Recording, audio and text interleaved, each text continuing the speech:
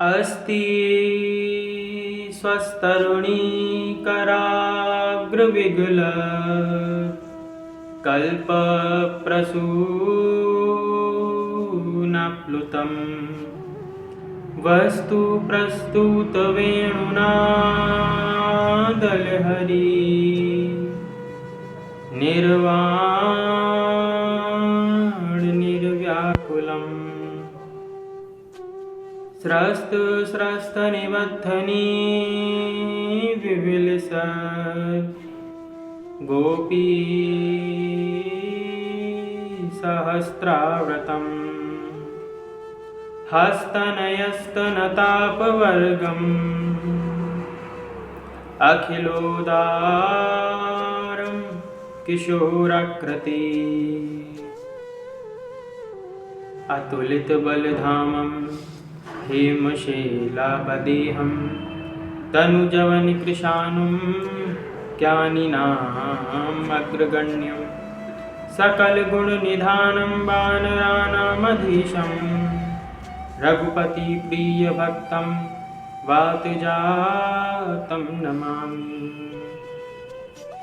अज्ञानतिमिरान्धस्य ज्ञानाञ्जनशलाकया चक्षुरुन्मीलितं येन तस्मै श्रीगुरुवे नमः। लक्ष्मीनाथसमारम्भां नाथयामुनिमध्यमाम्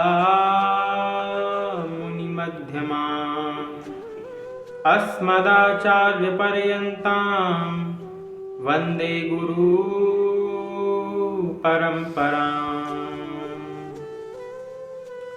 तो कल हमने कथा सुनी थी नल महाराज की, जिसमें महाभारत में ये बताया गया कि युधिष्ठिर जी दुखी थे। युधिष्ठिर जी के पास संकट काल था उस समय। 14 वर्ष का वनवास व्यक्ति को मिल जाए, जैसे भगवान श्री राम को मिला, और उस व्यक्ति के जीवन में संकट आ जाए तो व्यक्ति दुखी हो जाता है, और ऐसी अवस्था में केवल उसको सांत्वना दी जा सकती है। ऐसी युधिष्ठिर महाराज को भी सांत्वना की आवश्यकता थी। और सांत्वना भी कैसी, किस प्रकार से? उस पुरुष की कथा सुना करके जिसके पास हमसे भी अधिक संकट था। जैसे जहर को जहर काटता है, लोहे को लोहा ही काट सकता है, ठीक इसी प्रकार से जब कोई व्यक्ति दुख के अंदर हो तो उसको किसी ऐसे व्यक्ति की पीड़ा सुना दी जाए जो उससे भी अधिक दुखी रहा हो, तो उसकी जो पीड़ा है वो तत्काल क्षीण हो जाती। अरे हम तो सोचते थे कि हम ही सबसे अधिक दुखी हैं, किंतु बाद में हमको ज्ञात हुआ कि कोई अन्य व्यक्ति भी है जो हमसे अधिक दुखी है। तो ऐसे ही महाराज युधिष्ठिर जब दुखी थे तो उनको महाराज नल की कथा सुनाई कि देखो, तुमको लगता है कि तुम ही पृथ्वी पर सबसे अधिक दुखी हो, किंतु ऐसा नहीं है। ऐसे तुमसे भी अधिक दुखी रहने वाले व्यक्ति भी इस धरती पर रहे हैं, पूर्व में हुए हैं। तुम ये मत सोचो कि तुम्हारे पास ही इतना अधिक दुख है। अरे तुमसे भी अधिक दुख उस व्यक्ति के पास था। किसी व्यक्ति को अधिक दुख आ जाए, क्या करें? अरे तुम इतना दुखी हो रहे हो, तुमको पता नहीं उस व्यक्ति के पास ऐसा ऐसा दुख है। अरे तुम्हारे पास इतना अच्छा शरीर है और तुम कह रहे हो कि तुम्हारे पास दुख है। कोई व्यक्ति को रोग हो गया और कोई व्यक्ति अपने रोग से परेशान है, अब उसका खर्चा जा रहा है डॉक्टर के पास। ऐसे में ही उसको ये बता दिया जाए कि भाई तुम तो अपने इस रोग से परेशान हो, बस इतने से रोग से तुम परेशान हो, किंतु तुमको पता है अमुक स्थान पर अमुक व्यक्ति का जो बालक है उसको तो कैंसर है। फिर क्या करें? हम तो सोच रहे थे कि हमारा ही रोग सबसे बड़ा है, किंतु हमें पता चला कि अमुक व्यक्ति का रोग तो हमसे भी बड़ा है। तो वहाँ पे सांत्वना मिलती है कि नहीं, इस संसार में हम ही दुखी नहीं हैं, हमसे भी अधिक अधिक दुखी रहने वाले लोग हैं। हम अस्वस्थ हो जाते हैं, एकदम बेड पे पड़े हुए हैं, बिल्कुल हाथ पैर हिल नहीं रहे। फिर उस व्यक्ति को सांत्वना देने के लिए किसी ने कहा कि अरे इसके तो केवल हाथ पैर नहीं हिल रहे हैं, ये तो बेड पे कम से कम पड़ा तो है, किंतु अमुक व्यक्ति की तो मृत्यु हो गई। उससे क्या होगा? ये देखो तुम्हारे पास अभी इतना बड़ा संकट नहीं है जितना उस व्यक्ति के पास है। तो उस सब संकट के काल में संकट की किसी अन्य व्यक्ति के संकट काल की कथा सुना करके उस संकट को उसके ऊपर से हटाया जाता है, वो थोड़ा रिलैक्स फील करता है।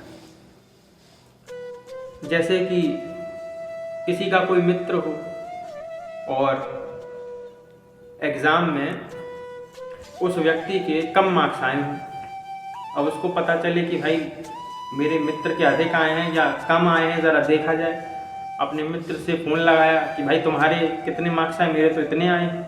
बोला भाई मेरे तो तुझसे भी कम आए हैं। वो सांत्वना मिल जाएगी उसको, अरे मैं तो सोचता था मेरे ही कम मार्क्स आए, इसके तो मुझसे भी कम आए।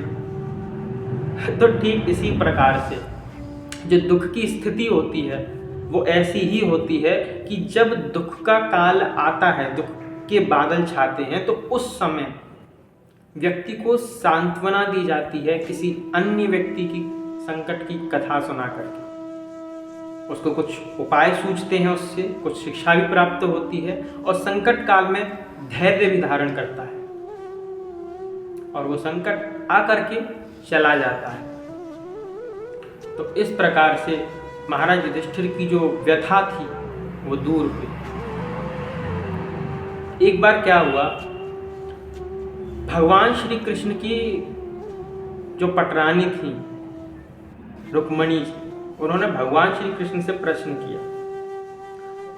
भगवान श्री कृष्ण द्वारिका नगरी में विराजित थे। भगवान श्री कृष्ण के पास रुक्मणी जी गई और उनसे कहा कि प्रभु, आप जो वृंदावन में रास करते थे ना, आप जो वृंदावन में रास करते थे, आज भी आप हमको वही वृंदावन जैसा जो रास है वो करके दिखाइए। क्योंकि किशोरी जी भी यहां पर हैं, समस्त गोपांगनाएं भी हैं और आप भी उपस्थित हैं। तो भगवान कृष्ण ने कहा कि किशोरी जी की इच्छा होगी तो अवश्य करेंगे, आप उनसे सहमति लेकर के आइए, आप उनसे पूछ के आइए। जो सभी पटरानियां हैं वो किशोरी जी के पास जाती हैं। किशोरी जी हम आपके पास आई हैं, हम चाहती हैं कि वृंदावन में जैसा रास होता था, आप तो रासेश्वरी हैं, आप तो शील संपन्ना हैं। अब देखिए यहाँ पे भगवान श्री कृष्ण की पटरानियां किशोरी जी से क्या कह रही हैं कि वो शील संपन्ना है, वो राशेश्वरी हैं। और शील संपन्ना उसी को कहा जाता है जिसका चरित्र दूषित नहीं होता। इसका अर्थ है कि यहां पर जो रास हुआ वो एकदम विशुद्ध है। किसी पुरुष और स्त्री का ये रास नहीं था। यदि पुरुष और स्त्री का ये रास होता तो अवश्य ही दूषित भावना और दूषित काम उसमें व्याप्त होता। उसकी पुरुष की स्वयं की पत्नियां उस अमुक नायिका के पास नहीं जाती कि आओ हमारे पति के साथ तुम जो है नृत्य करो, किंतु भगवान श्री कृष्ण की जितनी पटरानियां थी वो सभी किशोरी जी के पास जाती हैं और उनसे प्रार्थना करती हैं, उनसे विनती करती हैं, हे राशेश्वरी, हे युद्धपति, हे गोपांगनाओं की प्राण प्रिय, आप आज अनुकूल अवसर प्राप्त है, आप भगवान श्री कृष्ण के साथ रास रचाइए। किशोरी जी कहती हैं यदि श्याम सुंदर की इच्छा होगी तो अवश्य आप उनसे पूछ के आइए। पटरानियां कहती है हमने उनसे तो आज्ञा ले ली है, बस आप ही की आज्ञा की आवश्यकता थी। किशोरी जी ने कहा ठीक है, अच्छी बात है। वैशाख मास की पूर्णिमा को भगवान श्री कृष्ण का अद्भुत रास प्रारंभ हुआ। किशोरी जी का अद्भुत रास प्रारंभ हुआ और रास को रचाया गया। बाद में जब रास लीला संपन्न हुई तो पटरानियां जाकर के भगवान श्री कृष्ण से कहती हैं रास में तो बहुत आनंद आया, ऐसा लग रहा है जैसे वृंदावन से भी अच्छा रास यहाँ हुआ होगा जो हुआ।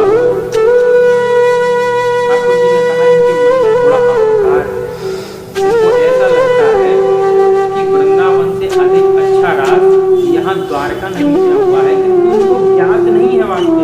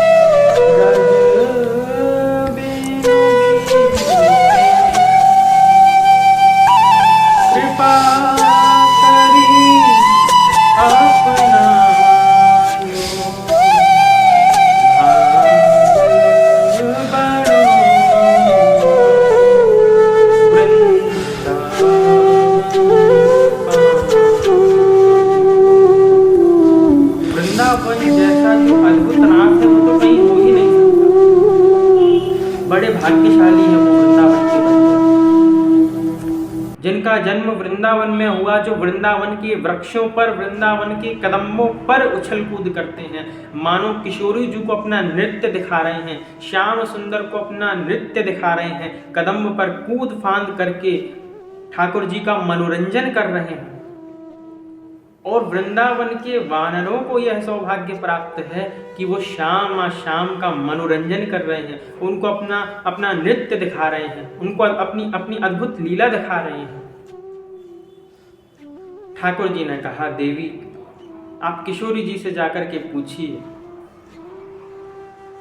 कि उनको वृंदावन में अधिक आनंद आया या फिर यहाँ द्वारका में अधिक आनंद आया।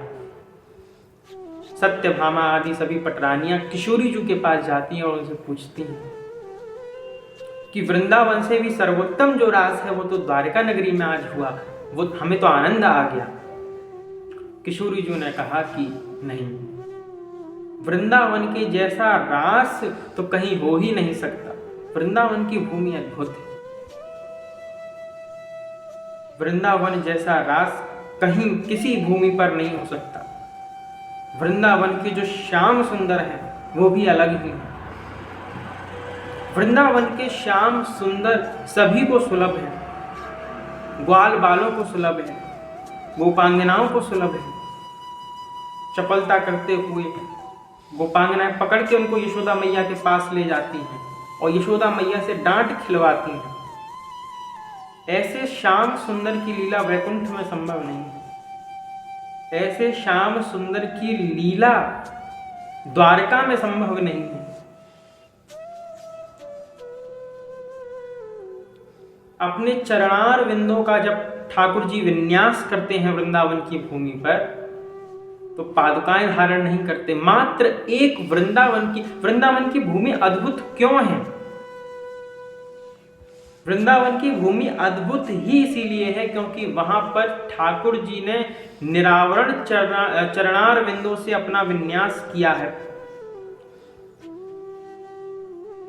उनके जो निरावरण चरणार विंद हैं, अपने उन पादार विंदों से, अपने उन कोमल पादार विंदों से वृंदावन की भूमि पर जब वो विन्यास करते हैं, तब गोपियां उनको देखती हैं। गले में शोभित पीतांबर है और बगल में फेंट में बांसुरी लगाए हुए हैं और सिर पर मोर मुकुट धारण किए हैं। अद्भुत अलकावली है। इस प्रकार से ठाकुर जी जो हैं वो टेढ़ी चाल चल के जब चलते हैं तो अत्यंत सुंदर परिलक्षित होते हैं। तो वृंदावन की भूमि अद्भुत है। अद्भुत इसीलिए है क्योंकि जो वृंदावन की भूमि में हुआ वो और कहीं नहीं हुआ। निरावरण चरणार विंदों से जो ठाकुर जी ने वृंदावन की भूमि पर विन्यास किया है, वो अन्य किसी भूमि पर पुनः विन्यास नहीं किया, वो भी निरावरण चरणार विंदों से। फिर तो जहां जहां ठाकुर जी गए वहां वहां ठाकुर जी ने पादुकाएं धारण की हैं। किंतु जब ठाकुर जी वृंदावन की भूमि में विचरते हैं ना, तो पादुकाएं भी धारण नहीं करते। तो ऐसी पवित्र भूमि है वृंदावन की। उस पवित्र भूमि को ही ये सौभाग्य प्राप्त हुआ है कि ठाकुर जी ने उसके ऊपर साक्षात अपने चरणार विंदों का, पादार विंदों का विन्यास किया है बिना पादुकाओं के। अन्यथा तो किसी भी भूमि को ये सौभाग्य सुलभ ही नहीं हुआ कि ठाकुर जी के निरावरण चरणार विंदों का विन्यास किसी भूमि को प्राप्त हो सके। ये मात्र वृंदावन की भूमि को प्राप्त हुआ है। इसलिए वृंदावन की भूमि इसीलिए भी धन्य है। जब यशोदा मैया कहती हैं ठाकुर जी से कि तू लाला पादुकाएं क्यों ना धारण करे, तू पादुकाएं पहनना, तब ठाकुर जी कहते हैं यशोदा मैया से कि मेरी गौमाताएं जो है पादुकाएं धारण नहीं करती। जब मेरी गौमाता धारण नहीं करती तो मैं कैसे धारण कर सकता हूं उन पादुकाओं को। ठाकुर जी जब तक ब्रज में रहे तब तक पादुकाएं ठाकुर जी ने धारण नहीं की। इसलिए भी वृंदावन की भूमि पवित्र है, परम पवित्र है, धन्य है। जब पटरानी इस प्रकार से किशोरी जी से पूछा कि आज रास में अत्यंत आनंद आया, तब किशोरी जी ने उत्तर दिया कि यमुना पुलिन पर बहता हुआ जो नीर है, जो वहां कुंज है, वहां जो निकुंज है, वो तो यहां उपस्थित ही नहीं। वृंदावन जैसा आनंद यहां कहां। वृंदावन के जो गोवर्धन पर्वत है वो यहां कहां। ऐसा आनंद यहां पर सुलभ नहीं, ये केवल वृंदावन में ही सुलभ है। वृंदावन की वो रज इतनी पवित्र है। वृंदावन की जो भूमि पे गोवर्धन पर्वत विराजित है, वृंदावन की भूमि पर जो यमुना का श्याम नीर बह रहा है, वृंदावन की भूमि जहां पर ठाकुर जी ने निरावरण चरणों से गैयाओं को चराया, जहां पर ठाकुर जी ने नित्य नए खेल किए, ऐसी भूमि पर रास ही मुझे आनंददायी लगता है। ऐसी भूमि पर रास ही मुझे प्रिय लगता है। और सत्य बताऊं तो वृंदावन ही मेरे प्राण है। वृंदावन मेरे प्राण है और वृंदावन से प्रिय भूमि मुझे कहीं और लगती ही नहीं। कोई और भूमि मेरी इतनी प्रिय है ही नहीं जितना कि वृंदावन है। जहां पर यमुना जी ना हो, जहां पर गोवर्धन पर्वत विराजित ना हो, वहां पर किशोरी जी का मन नहीं लगता।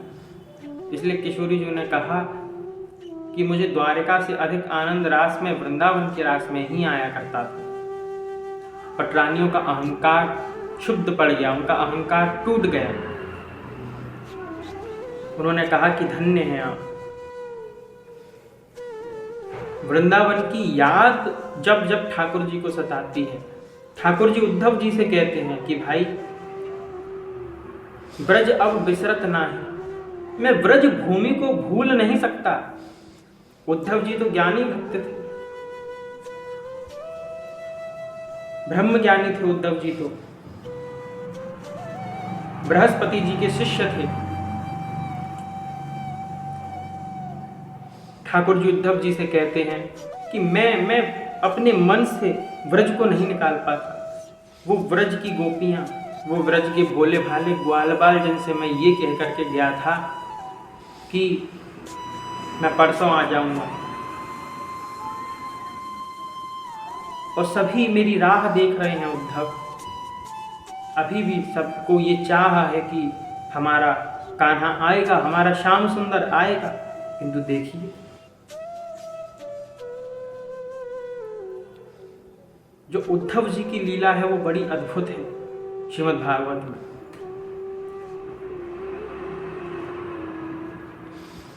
तो ठाकुर जी इस प्रकार से उद्धव जी से कहते हैं। उद्धव जी कहते हैं कि उन गोपांगनाओं को मैं जाकर के समझाऊंगा, मैं उनको ज्ञान दूंगा। कोई व्यक्ति अहंकार में आकर के कहता है कि मेरे पास तो इतना ज्ञान है, मैं जाकर के समझाऊंगा, अवश्य उनको समझ में आएगा। जब किसी व्यक्ति को ज्ञान का अपने अहंकार होता है, हर व्यक्ति से जाकर के भिड़ने लग जाता है, हर व्यक्ति से जाकर के डिबेट करने लग जाता है। आओ मेरे समक्ष तुम टिक ही नहीं सकते, मुझे तो मेरे पास इतना ज्ञान है। उसको ज्ञान का, अब भले ही वो ज्ञान में शून्य ही क्यों ना हो, उद्धव जी तो ज्ञानी है, किंतु यदि कोई व्यक्ति ज्ञान शून्य भी हो तब भी वो कहता है आओ, क्योंकि वहां पे निर्लज्जता की कहीं ना कहीं गंध आती है। एक या तो व्यक्ति ज्ञानी होगा तब कहेगा कि आओ मेरे समक्ष तुम टिक नहीं सकते, और दूसरा एक व्यक्ति तब ही कह सकता है यदि उसको ज्ञान नहीं है, ज्ञान का अभाव है, फिर भी बड़े ऊर्जा के साथ किसी व्यक्ति को ललकार रहा है। इसका अर्थ है कि कहीं ना कहीं वो व्यक्ति अपनी निर्लज्जता अवश्य दिखाएगा। यदि किसी के पास ज्ञान अभाव है और ज्ञान शून्य वो व्यक्ति है, तो निर्लज्ज हुए बिना वो व्यक्ति नहीं रह सकता। और जिस व्यक्ति को ज्ञान है उसको ये आंतरिक रूप से विश्वास रहता है कि मैं अपने तर्कों के आधार पर, मेरे पास ऐसे ऐसे तर्क हैं, कोई उत्तर नहीं दे सकता उन तर्कों का। मुझे विश्वास है अपनी तर्क शक्ति पर, मुझे विश्वास है अपनी तर्कणा शक्ति पर, मुझे विश्वास है अपने शास्त्र प्रमाण पर, तो वह व्यक्ति जाकर भी भिड़ता है। उद्धव जी गए कि मैं समझाऊंगा गोपियों को, मैं समझाऊंगा सभी ब्रजवासियों को। और ठाकुर जी ने कहा, उद्धव, ब्रजवासी तेरी तरफ देखेंगे ना, इधर आ, रथ से नीचे उतर। रथ से नीचे उद्धव जी उतरे और उद्धव जी के गले में ठाकुर जी ने अपनी काली कमली डाल दी और मोर मुकुट उनको पहना दिया। अब जा ब्रज में। अब जैसे ही उद्धव जी रथ लेकर के ब्रज जाते हैं, ब्रज भूमि में जैसे ही उद्धव जी का आगमन होता है, सभी जो भगवान श्री कृष्ण के जितने ग्वाल बाल सखाएं होते हैं, जितनी गोपी होती हैं, वो सभी रथ को घेर लेती हैं। एक सखा मधुमंगल होता है, वो कहता है मैं तो देखूंगा भी नहीं इसको, बड़ो इंतजार कर आयो जाने, और अब जाकर के आयो, मैं तो इससे बात भी नहीं करूंगा। सभी रथ को घेर लेते हैं। एक मित्र जाकर के समझाता है, अरे चलना, इतने दिनों बाद आया है, अरे चलना, ऐसी भी क्या नाराजगी है, अरे चलना एक बार देख ले अपने श्याम सुंदर को। इतने वर्षों बाद तो हमारा श्याम आया है। तब मधुमंगल जाता है दर्शन करने के लिए, लेकिन क्या देखता है कि रथ पर ठाकुर जी विराजित नहीं है, उद्धव है। और उद्धव जब रथ से नीचे उतरता है, उद्धव कहता है कि मैं कृष्ण का परम सखा, परम मित्र हूं, मेरा नाम उद्धव है। सभी लोग कहते हैं, गोपांगनाएं कहती हैं, इतने वर्षों बाद हमारी याद आई। और इतने वर्षों बाद हमारी याद अगर आई भी श्याम सुंदर को, तो स्वयं नहीं आया, अपने किसी मित्र को भेज दिया। इतना निष्ठुर। द्वारका जाकर के, द्वारका का जब से राजा हो गया है, तब से उसका स्वभाव बदल गया है। कैसे माखन चुरा करके यहाँ पर खाया करता था, किस प्रकार से मैया यशोदा की डांट खाया करता था, मटकियां फोड़ के बंदरों को माखन पवाया करता था। किंतु जब से ये राजा हो गया, तब से इसके अंदर निष्ठुरता आ गई। और सत्य ही है, निष्ठुर हो भी क्यों ना, अब तो वो राजाधिराज है, द्वारकाधीश है। और कहाँ हम गंवार ग्वालवाल, कहाँ हम गंवार ग्वालिनियाँ, और कहाँ वो राजाधिराज। अब तो बड़े बड़े राजाओं के संग उठता बैठता है और स्वयं द्वारकाधीश है। 16,108 पटरानियां हैं उसकी। अब हमारी याद उसको क्यों आएगी, अब हमारी आवश्यकता उसको क्यों है। उद्धव जी बताते हैं कि नहीं गोपियों, ऐसी बात नहीं है। श्याम सुंदर आपको नित्य स्मरण करते हैं, आपको याद करते हैं, वो आपको भूले नहीं हैं। किंतु यहाँ तो मैं आया हूँ आपको ये ज्ञान देने के लिए कि वो ब्रह्म है, वो परमात्मा है, वो ईश्वर है। और आप जिस परमात्मा को, जिस ब्रह्म को अपने प्रेम में बांधना चाहती हैं, वो मोह है आपका। वो कोई साधारण जीव नहीं, वो तो परब्रह्म है। आप इस मोह से मुक्त होइए और मोक्ष की प्राप्ति करिए। गोपांगनाओं ने कहा, अरे उद्धव, हमारा तो मोक्ष ही श्याम सुंदर है। कौन ब्रह्म, किस ब्रह्म की बात कर रहे हो? वो ब्रह्म जो ब्रज भूमि में जिसने जन्म लिया, जिसने हम गोपांगनाओं का माखन खाया, जो हमारा हृदय चुरा करके भागा। अरे चोर वही थोड़ी हो गए जो घर की वस्तुएं चुरा करके ले जाए। जिसने हमारा हृदय चुरा लिया, क्या वो चोर नहीं है? और अभी तक हमारा चित्त चुरा करके ले गया, किंतु हमारे चित्त को अभी तक वापस उसने नहीं किया। वो तो जन्म जन्मांतर का चोर है। क्या हमारे पास कोई 4-5 हृदय हैं जो उसको भी दे दें, तुम्हारे ब्रह्म को भी दे दें? हमारा तो एक ही चित्त है जो श्याम सुंदर को समर्पित कर दिया, श्याम सुंदर को सौंप दिया। अब तो एक ही चित्त था उद्धव, वो चित्त तो श्याम सुंदर को दे दिया। अब और देने लायक है ही कौन? अब किसको अपना चित्त दें, किसको अपना हृदय दें? उद्धव जी तो शांत हो गए। उद्धव जी ने कहा कि मुझे नंद बाबा और यशोदा मैया से मिलना है, कृपया उनके घर का रास्ता आप मुझे बताइए। ग्वालों ने कहा कि ये जो बगल से नाला बह रहा है ना, जहाँ से इस जल का उद्गम स्थान है, जहाँ से ये जल उद्गम हो रहा है, इसके किनारे किनारे चलते जाओ। आश्चर्य, जहाँ से इस जल का उद्गम हो रहा है वहाँ किनारे किनारे चलते चलते उनका घर आ जाएगा। ग्वालों ने कहा कि नाना उद्धव, ये मत समझना कि ये कोई नाले का पानी है, कीचड़ का पानी है। ये कोई नाले का पानी नहीं है, ये कोई कीचड़ का पानी नहीं है। ये तो श्याम सुंदर जब से ब्रजभूमि को छोड़ करके गए हैं और जितने ग्वाल बाल हैं, जितने ग्वाले जितने उनके प्रेमी हैं और जितने ब्रजवासी उनके विरह में अश्रु बहाए हैं, वो अश्रु ही इस नाले के रूप में बह रहे हैं। सभी, जब से ठाकुर जी ने ब्रज को छोड़ा है तब से सभी लोग नंद बाबा के घर को घेरे रहकर सभी वहाँ अश्रु बहाते हैं और उन अश्रु से ही ये नाला बन गया। ये सभी ब्रजवासियों के अश्रु हैं, ये सभी ब्रजवासियों का प्रेम स्वरूप है। ये कोई साधारण नाला नहीं, ये तो सभी ब्रजवासियों का प्रेम है। उद्धव जी नंद बाबा के घर जाते हैं और देखते हैं यशोदा मैया की वृद्ध अवस्था है, आंखों से थोड़ा कम दिखता है, और देखते हैं यशोदा मैया को, नंद बाबा को। यशोदा मैया झूले में लाला को झुला रही हैं और यशोदा मैया लाला को झूले में झुला रही हैं और उससे कह रही हैं,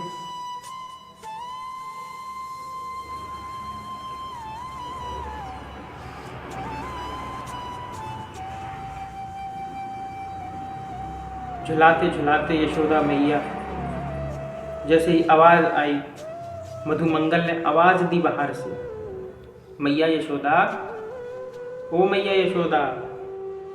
यशोदा मैया कहती हैं, अरे चुप, धीरे से बोल, जोर से ना बोल, जोर से बोलेगा मेरा लाला उठ जावे वो। मधुमंगल कहता है कि मैया कहाँ सो रहा है आपका लाला? बोले वहाँ उस कक्ष में सो रहा है, ज़्यादा जोर से ना बोलियो। मैया मैं ज़रा दर्शन करके आता हूँ लाला के, लेकिन मैया मैं कुछ बोलूँगा नहीं, आपके लाला को जगाऊंगा नहीं, उठाऊंगा नहीं उसको, केवल दूर से उसके दर्शन करूँगा और दर्शन करके बाहर आ जाऊँगा। हाँ जा दर्शन करने के लिए जा। उद्धव जी तो ये स्थिति देखकर स्तंभित हो जाते हैं। उद्धव जी का जो ज्ञान है वो बह जाता है। फिर सभी जो हैं किशोरी जी से मिलाने के लिए उद्धव जी को ले जाते हैं। किशोरी जी से मिलाने के लिए जब सभी उद्धव को ले जाते हैं, वहां पे उद्धव जी को ज्ञान होता है कि राधा कृष्ण अलग नहीं है, अपितु एक ही है। वृंदावन प्रेम की भूमि है। जिस व्यक्ति का हृदय प्रेम शून्य है, उस व्यक्ति का प्रवेश वृंदावन में नहीं हो सकता। या तो ठाकुर जी की इच्छा से वो व्यक्ति आ सकता है, या उसके हृदय में प्रेम हो सकता है। ये दो ही बात हो सकती है। उद्धव जी के हृदय में प्रेम तो नहीं था, किंतु ठाकुर जी की इच्छा थी, और ठाकुर जी की इच्छा थी तो ब्रजभूमि के अंदर उद्धव जी आए और उनको प्रेम की प्राप्ति हुई। कदाचित किसी व्यक्ति के अंदर प्रेम न भी हो तो भी यदि कोई व्यक्ति ठाकुर जी की निज इच्छा से यदि ब्रजभूमि में पधारे और प्रेम का उदय उसके हृदय में हो जाए तो वो व्यक्ति धन्य हो जाता है। उद्धव जी ज्ञानी तो थे ही, बृहस्पति जी की शिष्य तो थे ही, किंतु अभी प्रेम का अभाव था। ठाकुर जी ने उसी प्रेम की प्राप्ति कराने के लिए उद्धव जी को ब्रजभूमि में भेजा। यदि कोई ब्रज भूमि में जाए और देखे ब्रजवासियों का प्रेम, ब्रज भूमि में जाकर के देखे तो ठाकुर जी ने नित्य लीलाएं की हैं। ब्रज भूमि में ऐसा भी संत जन कहते हैं, ऐसा भी रसिक जन कहते हैं कि जो वृंदावन की भूमि है वो जो अन्यत्र और स्थानों की भूमि है उससे विलक्षण है। वृंदावन की भूमि साधारण भूमि नहीं। वृंदावन के चंद्र और सूर्य का निर्माण ब्रह्मा जी के द्वारा नहीं हुआ। यहाँ के चंद्र और सूर्य भी अलग है।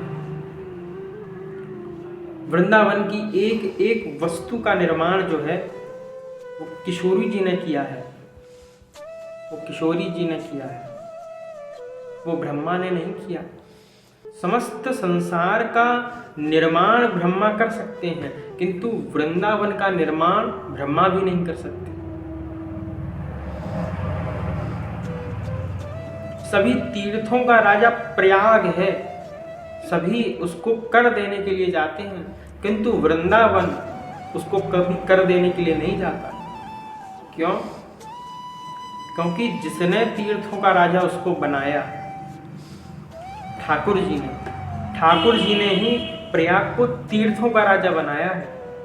और एक बार प्रयाग को भी ऐसा अहंकार हुआ कि सभी तीर्थ मेरे पास आते हैं, किंतु ये वृंदावन धाम जो है वो मेरे पास कर देने के लिए नहीं आता। इसको अहंकार है, जब मैं तीर्थों का राजा हूँ तो इसको मेरे पास आना चाहिए कर देने के लिए, किंतु ये क्यों नहीं आता मेरे पास कर देने के लिए। इसकी शिकायत मैं ठाकुर जी से जाकर के करूँगा। प्रयागराज गया, ठाकुर जी के पास शिकायत करने पहुंचा। अब शिकायत करने महाराज पहुंचा प्रयाग, तो ठाकुर जी से बोला कि देखिए आपने मुझे तीर्थों का राजा बनाया। बोले बनाया।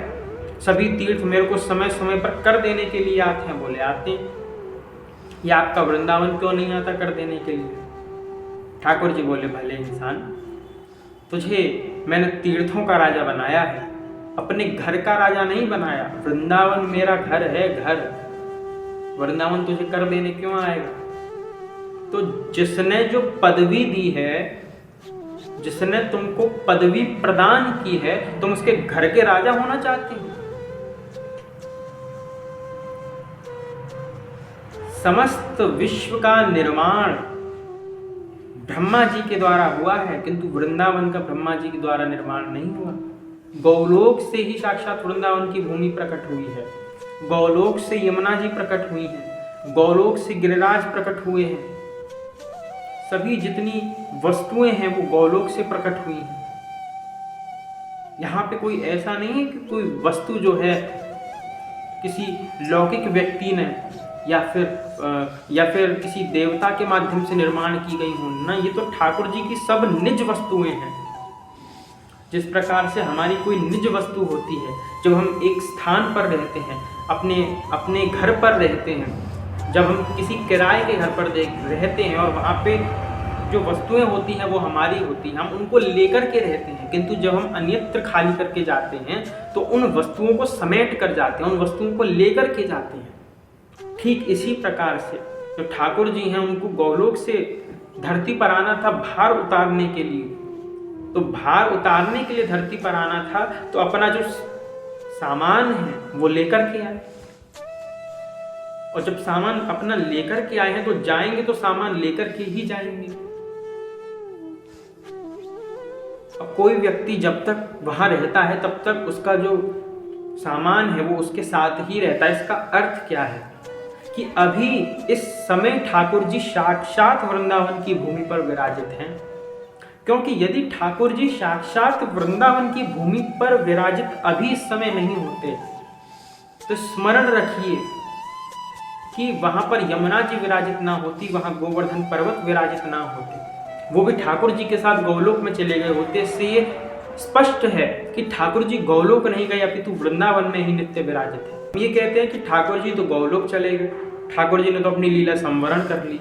अभी लीला ठाकुर जी ने संवरण नहीं की है भैया। यदि ठाकुर जी ने अभी लीला संवरण कर ली होती तो वो अपना जो सामान है उसको लेकर के जाते अपने घर, किंतु ठाकुर जी ने अपना सामान वहीं छोड़ा होता है। जो व्यक्ति कहीं जाता है तो अपना सामान लेकर के, और यदि व्यक्ति कहीं गया है और सामान छोड़ करके गया, इसका अर्थ है कि या तो वो वापस आएगा या वहीं अभी विराजित है।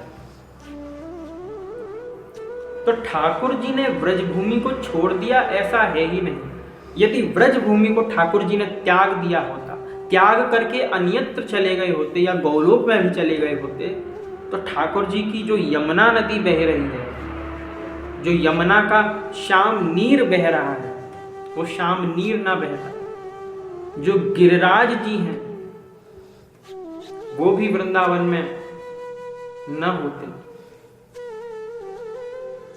तो यहां से ये स्पष्ट सिद्ध होता है कि ठाकुर जी वृंदावन की भूमि पर विराजित है, और उनके दर्शन भी वही व्यक्ति पा सकता है, वही व्यक्ति कर सकता है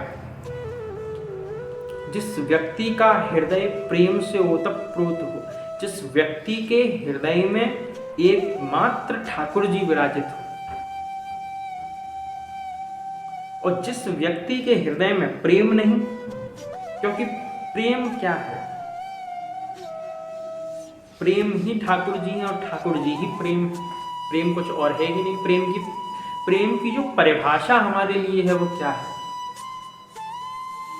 हमारे लिए प्रेम की जो परिभाषा है, यदि एक शब्द में प्रेम को परिभाषित करना हो तो हम केवल यही कहेंगे कि प्रेम अर्थात ठाकुर जी, और ठाकुर जी अर्थात प्रेम। यही प्रेम की परिभाषा है। और किसी भी तरह से प्रेम को परिभाषित नहीं किया जा सकता, क्योंकि यदि लौकिकी विधा से प्रेम को परिभाषित किया जाएगा तो मेरी दृष्टि में तो प्रेम तो नित्य है। तो प्रेम तो नित्य, प्रेम का तो कोई विनाश नहीं कर सकता ना, क्योंकि प्रेम तो नित्य है। और जो वस्तु नित्य होती है उसके विनाश का प्रश्न नहीं उठता, क्योंकि स्वभाव को लेकर के प्रश्न चिन्ह उपस्थापित नहीं होता। कोई व्यक्ति ये नहीं कह सकता कि ये जल ठंडा क्यों है, या फिर कोई व्यक्ति ये नहीं कह सकता कि अग्नि उष्ण क्यों है, क्योंकि उसका स्वभाव है। कोई व्यक्ति ये प्रश्न नहीं करेगा कि आपका जो स्वास्थ्य है वो ठीक क्यों है। कोई व्यक्ति यही प्रश्न करेगा कि आपका जो स्वास्थ्य है वो खराब क्यों है, क्योंकि हमारा जो स्वस्थ रहना है वो नित्य है। अग्नि की जो उष्णता है वो स्वाभाविक है, नित्य है। जो जल का शीतलपन है वो नित्य स्वाभाविक है। ठीक इसी प्रकार से हमारा स्वस्थ रहना स्वाभाविक है, और जो रोग इत्यादि का आना है वो आगंतुक है। ठीक इसी प्रकार से जो प्रेम है वो नित्य है। और जो, क्योंकि प्रेम का यदि अभाव होगा किसी के जीवन में तो व्यक्ति को क्रोध आएगा। प्रेम का यदि अभाव होगा किसी के जीवन में तो व्यक्ति को लोभ आएगा, क्रोध आएगा, लोभ आएगा, मोह आएगा। तो प्रेम के अभाव में ये सभी जितने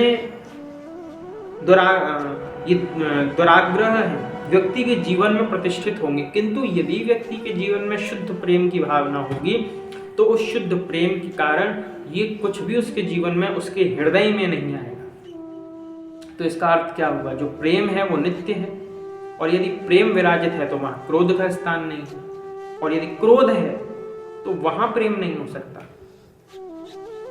क्योंकि एक हृदय में एक ही वस्तु रह सकती है। एक घर है तो वहाँ पे 1000 लोग नहीं रह सकते ना।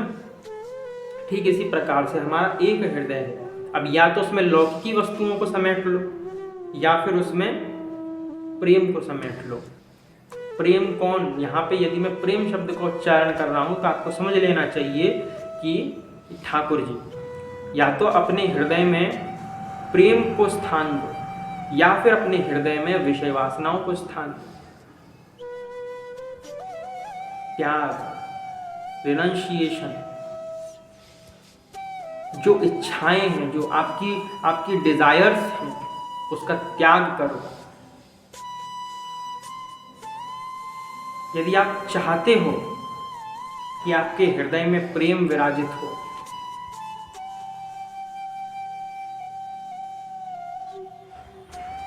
फ्लावर जो पुष्प होता है, flower emits sweet fragrance automatically, just like spiritual molecules emanate क्या जो स्पिरिचुअल मॉलिक्यूल्स हैं वो उत्पन्न होते हैं साधक के शरीर में, और क्या करते हैं? Spiritual molecules eminent from a striver and purified the environment, वातावरण को शुद्ध कर देते हैं। किंतु जब हमारे मन में दूषित विचार आते हैं, यदि हमारे मन में दूषित विचार आ रहे हैं, तो वो जो दूषित विचार है वो क्या करते हैं? वो जो इन्वायरमेंट है, जो प्रकृति है, उसको दूषित कर देते हैं। विचारों का भी खेल होता है इस पर्यावरण के शुद्ध होने में, हमारे वातावरण को शुद्ध होने में। हमारा जो एक जहां हम रहते हैं, तो वृंदावन की भूमि में जाकर के एक अलग जो हमको आध्यात्म के कण प्राप्त होते हैं, वो किस प्रकार होते हैं? जो स्पिरिचुअल मॉलिक्यूल्स हमको प्राप्त होते हैं वो किस प्रकार होते हैं? क्योंकि वृंदावन की भूमि में अनेक साधक हैं, वो नित्य नाम जप कर रहे हैं ठाकुर जी का, और नित्य नाम जप करने के कारण ठाकुर जी का वृंदावन की भूमि का जो ऑरा है वो इतना पॉजिटिव है कि कोई भी व्यक्ति वहां पर जाए तो भगवान का चिंतन कर सकता है। यदि आप मान के चलिए कि यदि आप चिंतन करने के लिए बैठे हैं, ठाकुर जी का स्मरण करने के लिए बैठे, और यदि आप ठाकुर जी का स्मरण कर रहे हैं, उस समय यदि आपका स्मरण बन नहीं रहा, बार बार टूट रहा है, या फिर कोई बाधा आ रही है, तो समझ लेना कि जहां आप बैठे हो वो स्थान ही पवित्र नहीं है। स्थान का बहुत प्रभाव व्यक्ति के मन पर पड़ता है। श्रवण कुमार जब अपने माता पिता को तीर्थ यात्रा के लिए ले जा रहे थे टोकरी में बिठा करके, तो उस समय एक स्थान ऐसा भी आया जहां पर श्रवण कुमार ने अपने माता पिता से ये कह दिया कि अब मेरे से आपको नहीं लादा जाता, अब यहाँ से आगे मैं आपको नहीं ले जाऊंगा, बस इतना ही था, मैं बहुत थक चुका हूँ। श्रवण कुमार तो माता पिता का भक्त था, किंतु फिर उसने इस प्रकार की बात क्यों की कि अब मैं यहाँ थक चुका हूँ, अब मैं आपको यहीं रख देता हूँ, अब इससे आगे मेरी जाने की सामर्थ्य नहीं है।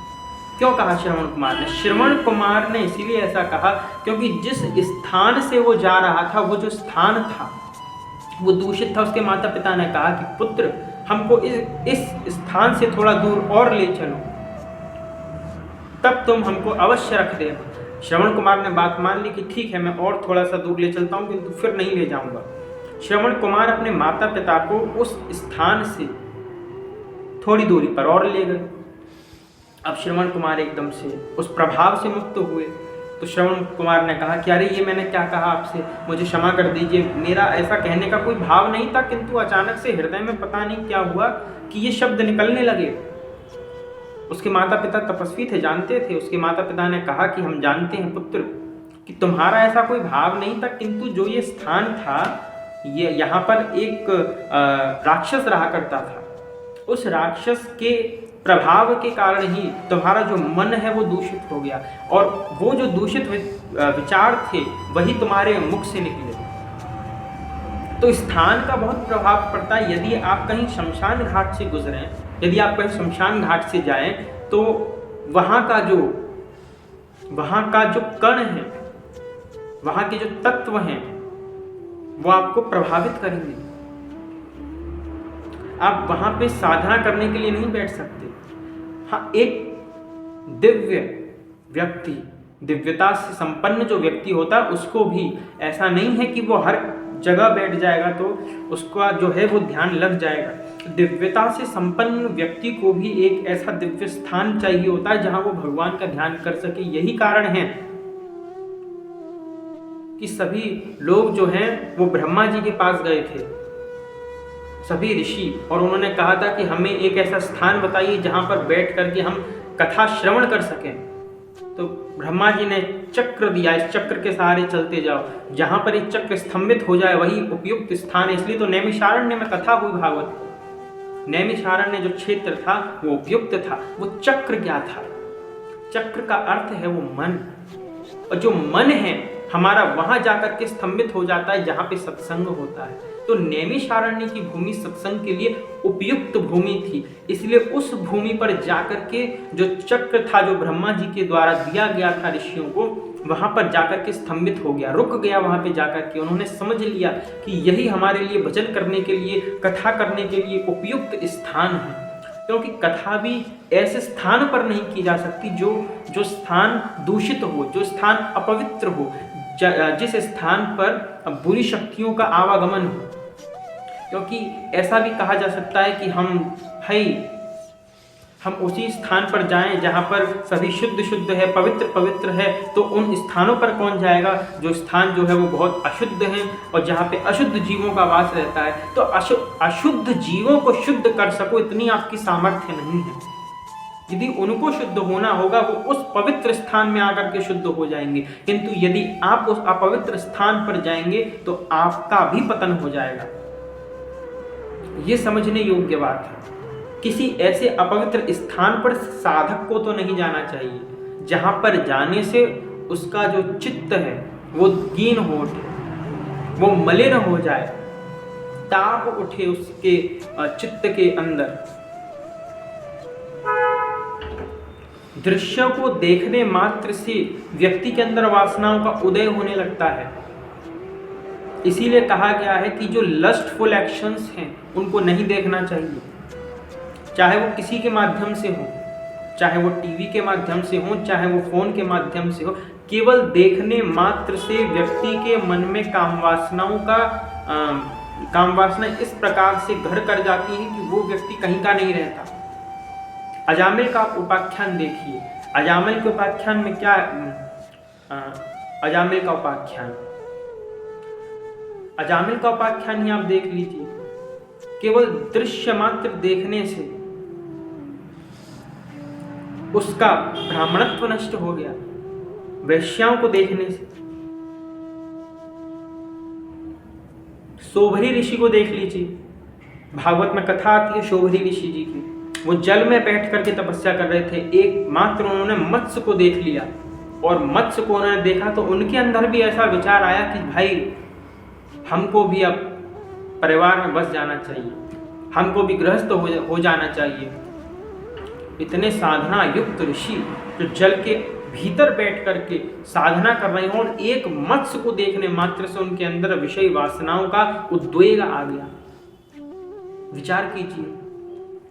और जब शोभरी ऋषि के अंदर वो उद्वेग आया तो राजा के पास गए और उनसे कहा कि मैं तुम्हारी पुत्री से विवाह करना चाहता हूँ। शोभरी ऋषि ने भी घर बसा लिया, विवाह कर लिया, संतानें भी हो गई उनकी। बाद में उनको होश आया, ये मैंने क्या कर दिया, मैं तो अपनी पूरी साधना व्यर्थ कर, अब मैं संन्यास ले रहा हूँ। तो व्यक्ति को बहुत ध्यान इस बात का रखना चाहिए कि हम दृश्य कैसा देख रहे हैं। जैसे ही कोई दृश्य हमारे आंखों के नेत्रों के समक्ष आए, वो दृश्य से तुरंत अपना मुख मोड़ लीजिए, तुरंत अपनी आंखें बंद कर लीजिए, तुरंत वहां से दूर भाग जाइए। किंतु वो विषय वासनाओं से आकर्षित करने वाला दृश्य, उसको मत देखिए, उसको मत निहारिए।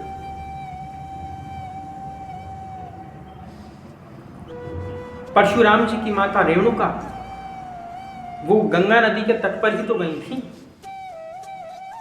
और वहां पे चित्ररथ नाम का गंधर्व सभी स्त्रियों के साथ जल क्रीड़ा कर रहा था। तो वहां क्या हुआ, रेणुका जी के चित्त में चित्ररथ को देख करके मानसिक व्यभिचार उत्पन्न हो गया। आजकल मानसिक व्यभिचार की तो कहीं गणना ही नहीं होती, कोई गणना ही नहीं करता मानसिक व्यभिचार का। तो मन से भी यदि कोई व्यक्ति किसी अन्य स्त्री या पुरुष के बारे में सोचता है, कुछ करता है, तो वह भी मानसिक व्यभिचार के रूप में पाप होता है। जैसे कोई व्यक्ति अपने शरीर के माध्यम से शारीरिक व्यभिचार करता है, किसी को शारीरिक प्रताड़ना देता है, तो वह तो दिखता है कि इस व्यक्ति ने शारीरिक व्यभिचार किया है। किंतु मानसिक रूप से भी यदि कोई व्यक्ति कोई पाप करता है, किसी स्त्री के विषय में सोच करके, किसी पुरुष के विषय में सोच करके यदि उसके मन में वासनाओं का उद्वेग आता है, तो वह भी पाप होता है। कलयुग में थोड़ी छूट अवश्य दे दी है, किंतु फिर भी छूट देने के नाम पर ये नहीं करना चाहिए कि चलो यहाँ पर थोड़ी छूट है, चलो शरीर से ना सही किंतु मन से तो कर ही सकते हैं, क्योंकि जब व्यक्ति मन के अंदर उन क्रियाओं को बार बार चिंतन करने लगता है तो जो चिंतन है वो क्रिया में परिणत होने लगता है। कब तक नहीं होगा, वो एक ना एक दिन क्रिया में परिणत हो ही जाएगा। जितना आप चिंतन करेंगे वो जो आपका चिंतन है वो क्रियाओं में परिणत हो जाएगा। क्रियाओं में परिणत होने के कारण आपसे पाप करवा देगा। तो रेणुका जी के चित्त के अंदर भी चित्ररथ को देख करके मानसिक विकार उत्पन्न हो गया। जैसे ही मानसिक विकार उत्पन्न हुआ, जमदग्नि ऋषि बैठे हुए थे यज्ञ करने के लिए, हवन करने के लिए, वहां पे उनको देरी हो गई। उन्होंने अपनी ध्यान अवस्था से जान लिया कि इन्होंने तो मानसिक व्यभिचार किया, और मानसिक व्यभिचार करने के कारण उनको दंड दे दिया। अपने सभी पुत्रों से कहा कि अपनी माता को मार दो, मस्तक काट दो इसका। किसी भी पुत्र ने पिता की आज्ञा का पालन नहीं किया।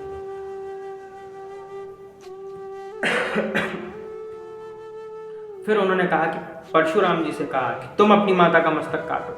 परशुराम जी ने जो आज्ञा पिताजी कह करके माता का मस्तक सर से धड़ से अलग कर दिया। परशुराम जी ने ऐसा क्यों कहा? उनके अंदर इतना साहस कहां से उत्पन्न हो गया? क्योंकि परशुराम जी अपने पिता के प्रभाव को जानते थे, उनकी तपस्या को जानते थे। वो जानते थे कि अपनी माता का मैं वध अवश्य कर दूंगा, किंतु मेरे पिता के पास इतना सामर्थ्य है कि मेरे पिता मेरी माता को पुनः जीवित कर देंगे। परशुराम जी ने अपने सारे भाइयों को मार दिया। परशुराम जी ने अपनी माता की भी हत्या कर दी।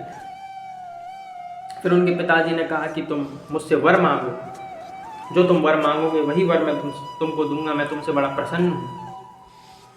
तो परशुराम जी ने उनसे वर मांगा कि मेरी माता और मेरे सारे भाई पुनः जीवित हो जाएं, किंतु इनका जो इस घटना का स्मरण है, इनकी स्मरण शक्ति चली जाए, इनको कुछ भी स्मरण ना रहे कि मैंने इनकी हत्या करी। और पिताजी ने उनको जीवित कर दिया और उनकी जो स्मरण शक्ति थी वो भी नष्ट कर दी। तो इस प्रकार से यदि व्यक्ति दृश्यों को भी देखता है तो देखने मात्र से उनकी ओर आकर्षित होने लगता है। ये सोच करके चलना चाहिए कि हम इतने बड़े सिद्ध नहीं हैं, और हैं ही नहीं, सोच करके क्या चलोगे। किंतु यह ध्यान में तो अवश्य बना रहे। किसी व्यक्ति ने 10 दिन तक, किसी व्यक्ति ने 15 दिन तक ब्रह्मचर्य का पालन कर लिया, तो ये ना सोचे कि हम तो 30 मार खान हो गए, हम तो बहुत श्रेष्ठ हो गए। किंतु यदि व्यक्ति ऐसा सोचता है तो उसका सोचना गलत है। वो व्यक्ति जो है मारा जाता है, फंस जाता है वासनाओं में। भगवान कहते हैं अच्छा तू इतना अहंकार कर रहा है, रुक तेरे अहंकार का दंड तुझे मैं देता हूं।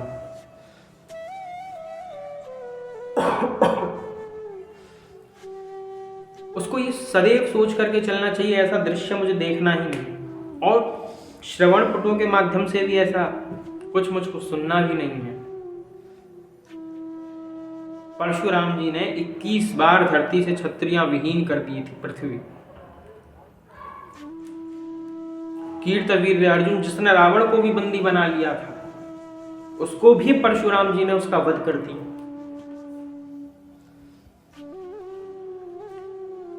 परशुराम जी अंशावतार थे भगवान विष्णु के, भृगुवंशी ब्राह्मण थे।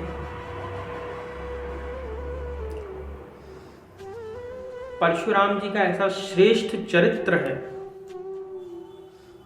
कीर्तवीर अर्जुन का वध करके जब परशुराम जी लौटे तो उनके पिताजी ने कहा कि ब्राह्मणों का जो स्वभाव है क्षमा करना, उसी से ब्राह्मण पूजनीय है। किंतु तुमने, जो व्यक्ति सार्वभौम राजा का वध करता है, ये शास्त्रों में कहा गया है कि जो व्यक्ति सार्वभौम राजा का वध करता है वह ब्राह्मण को मारने से भी अधिक बड़ा पाप है, वो ब्रह्म हत्या से भी बड़ा पाप उसको कहा गया है।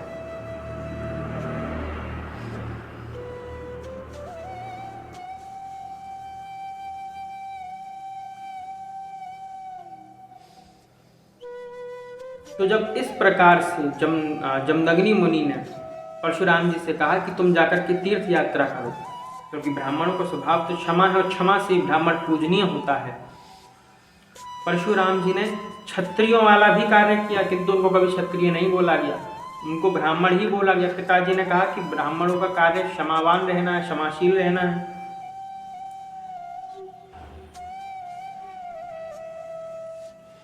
राम जी ने भी पुनः पुनः उनको ब्राह्मण कहकर ही संबोधन किया। भगवान श्री कृष्ण ने कालिया नाग के ऊपर नृत्य किया। विचार कीजिए, कालिया नाग क्या है? जिसके 100 फन हैं। ये कालिया नाग विषयी वासना है, ये सभी को अपनी ओर आकर्षित करती है और व्यक्ति इसकी ओर आकर्षित होता है और फिर क्या होता है?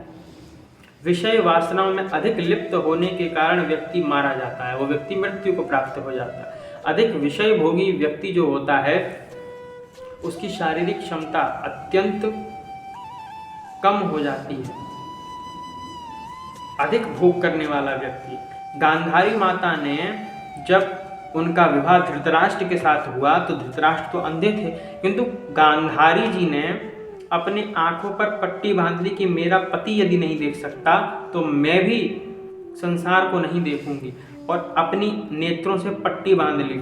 हम अपनी नेत्र शक्ति को यहाँ वहाँ लगा करके, दृश्य प्रपंच को देख करके, विषय वासनाओं, काम वासनाओं के दृश्यों को देख करके अपनी दृष्टि को मलिन करते हैं। इसकी जो शक्ति है इसको क्षीण कर देते हैं उन सब दृश्यों को देख देख करके। किंतु गांधारी जी ने अपनी आंखों से पट्टी बांध ली तो उनकी जो नेत्रों की शक्ति थी वो संचित होती रही, उनके नेत्रों की शक्ति संचित होती रही। उन्होंने अपनी नेत्रों की शक्ति का क्षय नहीं होने दिया। मात्र शुक्र क्षय होने से ही व्यक्ति कमजोर नहीं होता। हमारे हर एक अंग में ब्रह्मचर्य का पालन होना चाहिए। हमारे हर एक अंग ब्रह्मचर्य का पालन करें। ब्रह्मचर्य का पालन मात्र वीर्य का स्खलन होने से नहीं है। ब्रह्मचर्य का पालन इससे भी है कि हम नेत्रों से विषय वासनाओं के दृश्यों को ना देखें। ये नेत्रों का ब्रह्मचर्य है। नेत्रों में ब्रह्मचर्य का पालन कीजिए। हम अपने हस्तार बिंदों से कोई गलत कार्य न करें, ये भी ब्रह्मचर्य का पालन है। अपने हस्तार बिंदों से ठाकुर जी की सेवा करो, ये ब्रह्मचर्य का पालन है। अपने पादार बिंदों से ब्रह्मचर्य का पालन करो। अपनी वाणी से विषय वासनाओं के भोगों के बारे में मत बोलो, अपनी वाणी से उनका गान मत करो। ये वाणी का संयम है और ये वाणी का ब्रह्मचर्य है। अपनी नासिका से लौकी की सुगंधी प्राप्त मत करो। अपनी नासिका से किसी नया कोई परफ्यूम आया है तो उसकी सुगंधी प्राप्त मत करो। अपनी नासिका से ठाकुर जी के चरणों में अर्पित हुए पुष्पों की सुगंध लो, ये नासिका का ब्रह्मचर्य है। प्रत्येक अंग से ब्रह्मचर्य का पालन होता है। श्रवण पुटों से किसी की इस ऐसी वासना युक्त बातों को मत सुनो। भगवान की लीला कथाओं को सुनो, ये श्रवण पुटों का ब्रह्मचर्य है। प्रत्येक इंद्रिय का अपना ब्रह्मचर्य है और प्रत्येक इंद्रिय से जब हम ब्रह्मचर्य का पालन करते हैं तब हम कृष्ण भक्ति को और प्रेम को प्राप्त, विशुद्ध प्रेम को प्राप्त कर सकते हैं। प्रत्येक इंद्रिय से ब्रह्मचर्य का पालन होता है। जिस प्रकार से गांधारी जी ने अपने नेत्रों पर पट्टी बांध ली और उस पट्टी बांधने का परिणाम क्या हुआ कि जिस प्रकार से वीर्य का स्खलन हो जाता है, जिससे शरीर की धातु क्षय होने से शरीर में जो है रोग उत्पन्न हो जाते हैं, शरीर में कमजोरी उत्पन्न हो जाती है। ठीक उसी प्रकार से यदि नेत्रों की शक्ति को हम इधर उधर लगाते रहते हैं तो हमारे नेत्रों की शक्ति का स्खलन होने से भी शरीर कमजोर पड़ जाता है। तो ये नेत्रों के ब्रह्मचर्य का स्खलन हो गया, शक्ति का क्षय हो गया और शक्ति के क्षय होने से नेत्र जो है कमजोर पड़ जाते हैं। आजकल सबके चश्मे लग रहे हैं, क्यों? क्योंकि अपनी नेत्र शक्ति को वो कहाँ लगा रहे हैं? फोन में, फोन ही देखते रहते हैं, सारा दिन गेम खेलते रहते हैं। तो इन सब में नेत्र शक्ति लगने के कारण उस नेत्र शक्ति का सदुपयोग नहीं हो पा रहा, दुरुपयोग हो रहा है। तो नेत्र शक्ति जब भगवान ने प्रदान की है तो उसका दुरुपयोग मोबाइल की फालतू की वस्तुओं में ना किया जाए, विषय वासनाओं से युक्त बातों में ना किया जाए। इसी से जो है नेत्रों का ब्रह्मचर्य अक्षुण्ण बना रहता है। वाणी से अधिक चुगली नहीं करनी चाहिए। हर कोई व्यक्ति बैक बाइटिंग में लगा रहता है, वो नहीं करना चाहिए। यदि हर व्यक्ति चुगली करता है तो वाणी से चुगली करने का अर्थ है वाणी की जो सामर्थ्य है, वाणी की जो शक्ति है, उसका स्खलन होना, मानी कि वाणी के ब्रह्मचर्य का स्खलन होना। ये है वास्तविकता का ब्रह्मचर्य। हमको भगवान ने शक्ति दी है, इसका अर्थ ये नहीं कि हम उसका दुरुपयोग करें, जब चाहे तब उसका स्खलन करने लग जाएं, नेत्रों की शक्तियों का स्खलन करने लग जाएं, अपने हस्तार बिंदों की शक्ति का स्खलन करने लग जाएं। ये शक्ति का दुरुपयोग है। सही समय आने पर शक्ति प्रदर्शित करने का हमको सुअवसर प्राप्त होता है। जिस प्रकार से हमारे पास बंदूक तो होती है, किंतु मिलिट्री वालों को, पुलिस वालों को बंदूक प्राप्त होती है, किंतु सही समय आने पर ही उसका उपयोग करते हैं। यदि हर समय क्रोध में रहेंगे और हर समय उसका उपयोग करने लग जाए तो कोई व्यक्ति जीवित नहीं रहेगा। तो ठीक इसी प्रकार से भगवान ने जो बल हमको दिया है, जो वेग हमको दिया है, जो बुद्धिमता हमको प्राप्त की है, उस बुद्धिमता का प्रयोग ऐसे कार्यों में ना किया जाए जहां से विप्लव उत्पन्न हो, जहां से संसार का विनाश होना आरंभ हो जाए। उस बुद्धि का सदुपयोग ऐसा हो कि मानवता की रक्षा हो सके। उस शक्ति का प्रयोग ऐसा हो कि हम मानवता को सही दिशा में लगा सकें, सही दिशा में अग्रसर कर सकें।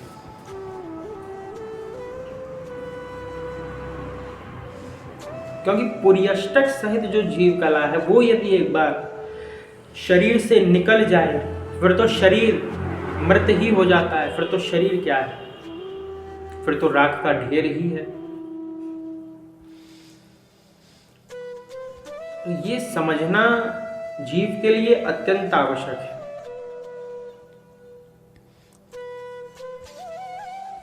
शुद्ध विचारों का कितना प्रभाव पड़ता है। एक बार मैंने पुरी शंकराचार्य जी से प्रश्न किया था, क्या हम जो श्याम सुंदर ठाकुर जी वेणु का वादन करते थे वृंदावन की भूमि पर, क्या वो वेणु वादन हम सुन सकते हैं? तो उन्होंने कहा था कि यदि हृदय शुद्ध चित्त होगा, क्योंकि जो शब्द है वो तो आकाश में गूंजते हैं, शब्दों का कभी विनाश नहीं होता, शब्द तो आकाश में गूंजते हैं। इसीलिए यदि तुम चाहो तो अवश्य सुन सकते हो, किंतु तुम्हारा जो मन है वो पवित्र होना चाहिए, जो तुम्हारा हृदय है वो शुद्ध होना चाहिए, तुम्हारा चित्त जो है वो वासनाओं से विनिर्मुक्त होना चाहिए। तब हम अवश्य उनका वेणुवादन सुन सकते हैं। ठाकुर जी ने अपने मुख से गीतामृत का पान अर्जुन को कराया। वो गीता ज्ञान भी हम ठाकुर जी का सुन सकते हैं।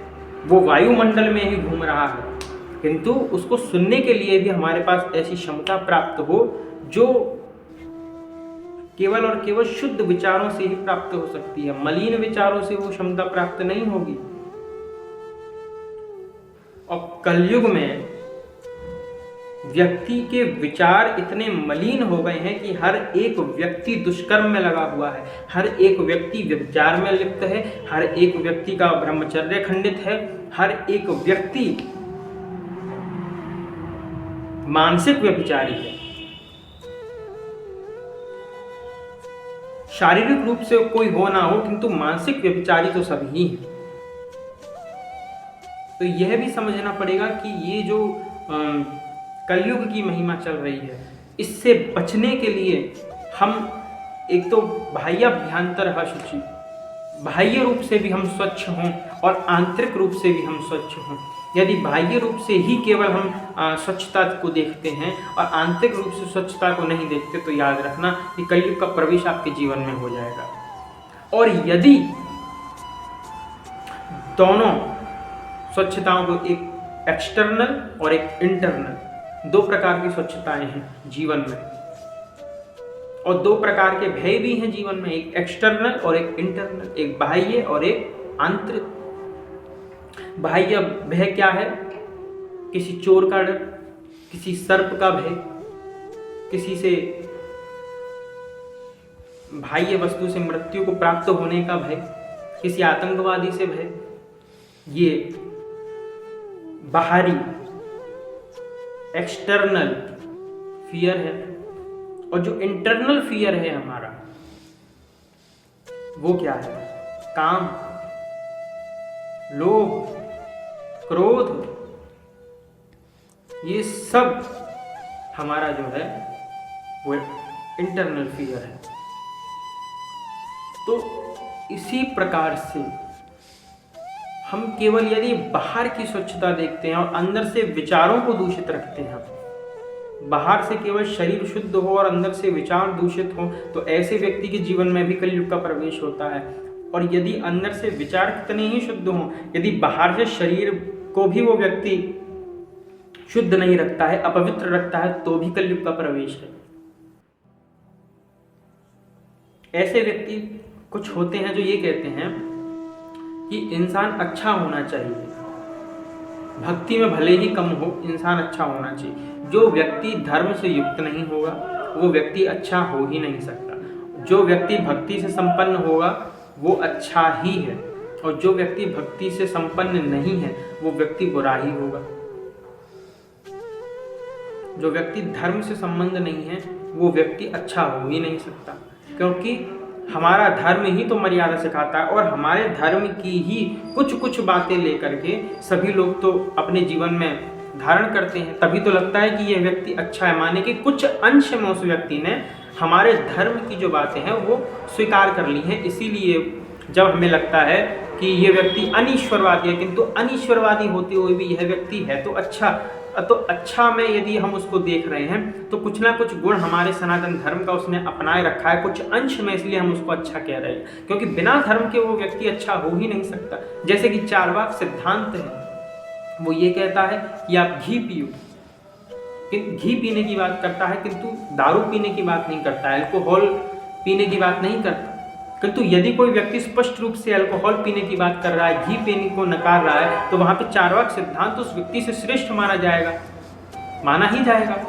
तो चार्वाक सिद्धांत उस व्यक्ति से श्रेष्ठ माना गया जो व्यक्ति अल्कोहल सेवन करने की एडवाइस देता है, और जो व्यक्ति चार्वाक सिद्धांत जो कि नास्तिक दर्शन है किंतु वो घी पीने की बात करता है, शराब पीने की बात नहीं करता, ऐसे सिद्धांत को भी श्रेष्ठ माना जाएगा उस व्यक्ति के कंपैरिजन में। किंतु यदि पूर्ण आस्तिकता की बात की जाएगी तो आस्तिक दर्शन में उस चार्वाक का भी खंडन किया जाएगा, क्योंकि भस्मीभूतस्य देहस्य पुनरागमनम कुतः, क्योंकि वो परलोक को नहीं मानता। अस्ति नास्ति दिश्यम इति अस्ति मतिर्यस्य स आस्तिका, नास्ति मतिर्यस्य स नास्तिका, दिष्टम इति मतिर्यस्य स दैष्टिका, परलोक इत्येवं मतिर्यस्य सेवास्तिका।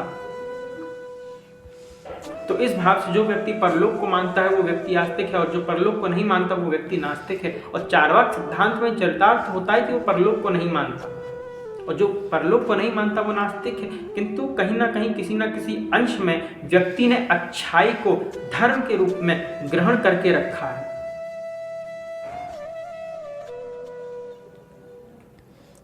कोई व्यक्ति ये कहता है कि दया दिखाओ सभी के प्रति, कोई व्यक्ति ये कहता है कि दया दिखाओ सभी के प्रति, और अनीश्वरवादी है, क्षमा करिएगा, अनीश्वरवादी है किंतु उसके जीवन के अंदर दया है। तो कोई व्यक्ति ये कहेगा कि भले ही ये व्यक्ति भगवान को नहीं मानता किंतु इसके अंदर देखो दया है, ये अच्छा इंसान है, भले ही भगवान को ना माने किंतु अच्छा तो है। किंतु ऐसा नहीं है, उसने सनातन धर्म का एक अंश जो दया है उसको अपने जीवन में स्वीकार कर लिया है। सनातन धर्म के एक अंश को भी स्वीकार करे बिना व्यक्ति अच्छा हो ही नहीं सकता। अच्छे इंसान की परिभाषा यही है कि वो धर्म को स्वीकार करेगा किसी न किसी अंश में। इसीलिए शास्त्रों में कहा गया है कि आकर्षित लगने वाले कलयुग में अनेकों धर्म उत्पन्न होंगे, जिनको उपधर्म के नाम से कहा जाएगा, जो सुनने में आकर्षित लगेंगे, देखने में आकर्षित लगेंगे, किंतु धर्म से उनका कोई भी लेन देन नहीं होगा। किसी ने दया को स्वीकार कर लिया है और किसी ने जो है कुछ अंश को स्वीकार, किसी ने अहिंसा को स्वीकार कर लिया है, अहिंसा परमो धर्म। तो किसी ने अहिंसा को स्वीकार कर लिया, किंतु अहिंसा को भी स्वीकार कर लेने मात्र से वो व्यक्ति जो है आस्तिक नहीं हो जाता, वो व्यक्ति जो है अच्छा नहीं हो जाता। हाँ, अच्छा दिखने का एक कृत्रिम ढंग से आडंबर अवश्य हो सकता है ये किसी व्यक्ति को अपनी ओर खींचने का, क्योंकि ये तो हर जगह है। और पूर्ण रूप से जो व्यक्ति ईश्वर को मानता है तो वो व्यक्ति तो बुरा हो ही नहीं सकता। और ईश्वर को मानते हुए यदि उसके जीवन में दया का अभाव है, अहिंसा का अभाव है, सत्य का अभाव है, अक्रोध का अभाव है, तो वह व्यक्ति जो ईश्वर को मानता तो है किंतु अपने मन के अनुकूल मानने वाला है, तो ऐसा जो ईश्वरवादी व्यक्ति है वो श्रेष्ठ नहीं कहा जाता। क्योंकि 3 प्रकार की पूजा होती है भगवान की, एक सात्विक, एक राजसिक और एक तामसिक। यो यत् श्रद्धा सा एव सा, जो व्यक्ति जिसको भजता है वो उस व्यक्ति का चरित्र भी उसी के प्रकार, उसी के समान हो जाता है। यो यत् श्रद्धा सा एव सा, सत्वान रूपा सर्वस्व श्रद्धा भवति भारत, त्रिविधा भवति श्रद्धा। 3 प्रकार की श्रद्धा। यजन्ते सात्विका देवान यक्ष रक्षांसि राजसा, प्रेतान भूत गणान च अन्ये यजन्ते तामसा जना।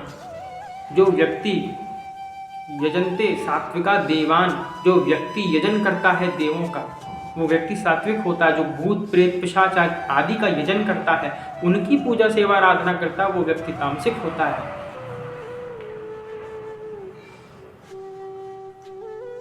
ऐसा व्यक्ति तामसिक कहा गया। पूजा करने वाला जो व्यक्ति है वह व्यक्ति भी, क्योंकि देखिए भगवान शिव का भक्त रावण भी था, किंतु किस भाव से भगवान शिव की आराधना करता था कि मैं सबको क्लेश दे सकूं, मैं सबको कष्ट दे सकूं, मैं सभी पर राज्य कर सकूं, मैं सभी पर शासन कर सकूं। इस भावना से भगवान शिव की आराधना करता था। तो उसकी जो साधना थी वो तामसी साधना थी, और ऐसी साधना को श्रेष्ठ नहीं कहा गया। तो यदि कोई व्यक्ति ईश्वर को मान भी रहा है तो ये नहीं कहा जा सकता कि जो व्यक्ति ईश्वर को मानता है उससे अच्छा तो ईश्वर को न मानने वाले श्रेष्ठ हैं। अभी तो ये कहा जाएगा कि वो जो ईश्वर को मानने वाला व्यक्ति है उसकी जो साधना है वो तामसिक है, वो व्यक्ति तामसिक है। भले ही ईश्वर को मानता है किंतु जिस भावना से वो भगवान का भजन करता है उसकी जो भावना है वो तामस है, सात्विक है। जिस व्यक्ति की सेवा आराधना भगवान के प्रति सात्विक होगी वह व्यक्ति श्रेष्ठ होगा। 3, क्योंकि प्रकृति के 3 ही गुण हैं, सात्विक, राजसिक और तामसिक। और इन 3 गुणों से ही जो जीव है, हर एक वस्तु जो है वो व्याप्त है। क्योंकि हर एक व्यक्ति भोजन भी करता है और सभी के भोजन के भी अलग अलग प्रकार होते हैं। भगवद गीता में बताया गया आयु सत्व बल आरोग्य सुप्रीति विवर्धना रस्या स्निग्धा स्थिरा हृदय आहार सात्विक प्रिय। आयु को बढ़ाने वाला, सत्व को बढ़ाने वाला, बल को बढ़ाने वाला पौष्टिक आहार ही शुद्ध है और सात्विक है। किंतु कटु अम्ल लवण अति उष्ण तीक्ष्ण रुक्ष विदाहीना आहार राजस्य इष्ट दुख शोकाम्य प्रदा। जो बहुत अत्यंत फीका होता है, कड़वा होता है, लवण्य होता है, ऐसा भोजन राजसिक होता है। और यात यामम गतरसम पूति पर्युषितम च यत् उच्चिष्ठम अपि चामिध्यम भोजनम तामस प्रियम। जो भोजन उच्चिष्ट होता है, झूठा होता है, जो अन्न बासी होता है, जो अधिक समय का रखा हुआ होता है, जो अधिक समय का पकाया हुआ होता है, जो 1 दिन पुराना होता है या 3-4 घंटे का रखा हुआ होता है, ऐसा भोजन तामसिक होता है। और किसी का उच्छिष्ट हो, झूठा हो, ऐसे भोजन को नहीं पाना चाहिए, भगवद गीता कह रही है। तो 3 गुणों में भोजन भी है, सात्विक, राजसिक और तामसिक। अब जो तामसिक व्यक्ति है वो मांसाहार कर रहा है, तो जो तामसिक व्यक्ति है जो मांसाहार कर रहा है तो जीवित तो वो भी रहेगा मांसाहार करके, और जो सात्विक व्यक्ति भोजन कर रहा है जीवित वो भी रहेगा। किंतु दोनों में अंतर है जीवित रहने में। वो व्यक्ति किसी को मार करके जीवित है, और वो जो व्यक्ति है वो शुद्ध सात्विक भोजन करके जीवित है, उसने किसी के प्राण नहीं हरे। और एक व्यक्ति है जो किसी के प्राणों को हरता है और तब अपने प्राणों की पुष्टि करता है। माने कि किसी अन्य व्यक्ति को पीड़ा दे करके स्वयं को सुख पहुंचाना, ऐसा व्यक्ति जो होता है वो तामसी होता है। जो व्यक्ति यज्ञ याग आदि के कार्य करता है और केवल यज्ञ याग आदि के कार्य संपन्न करता है मात्र इसीलिए कि मैं अन्य व्यक्ति को नीचा दिखा सकूं और मैं जो हूँ वो यज्ञ आदि इसलिए कर रहा हूँ कि इस व्यक्ति का विनाश हो सके, तो ऐसा व्यक्ति जो है, ऐसे व्यक्ति की जो साधना, ऐसे व्यक्ति का जो यज्ञ याग आदि है वो सभी तामसिक होते हैं।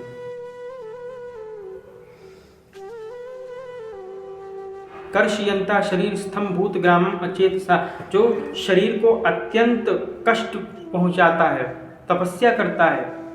क्योंकि तपस्या कहा गया है कि शरीर की वही तपस्या है जो हमको अपने कर्तव्य प्राप्त हैं, वही हम ठीक प्रकार से करें, यही तपस्या है।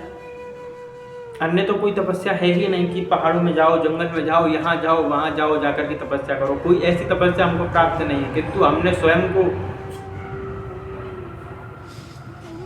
स्वयं को ही इस प्रकार से ढाला हुआ है। ईश्वरो अहम अहम भोगी सिद्धो अहम बलवान सुखी, अभयम सत्वशम शुद्धि ज्ञान योग व्यवस्थित। भगवद गीता में कहा गया अभयम सत्वशम शुद्धि ज्ञान योग व्यवस्थितो।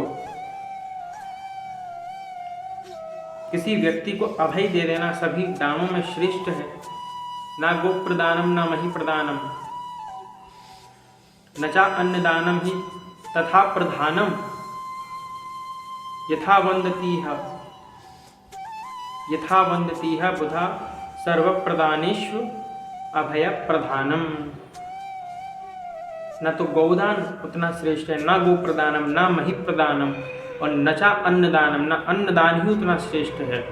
तथा प्रधानम यथा वंदती है लोके बुधा प्रधानम सर्व प्रदानेश्व अभय प्रदानम। अभय को प्रदान करो। अभय को प्रदान करने वाला व्यक्ति ही श्रेष्ठ दानी है।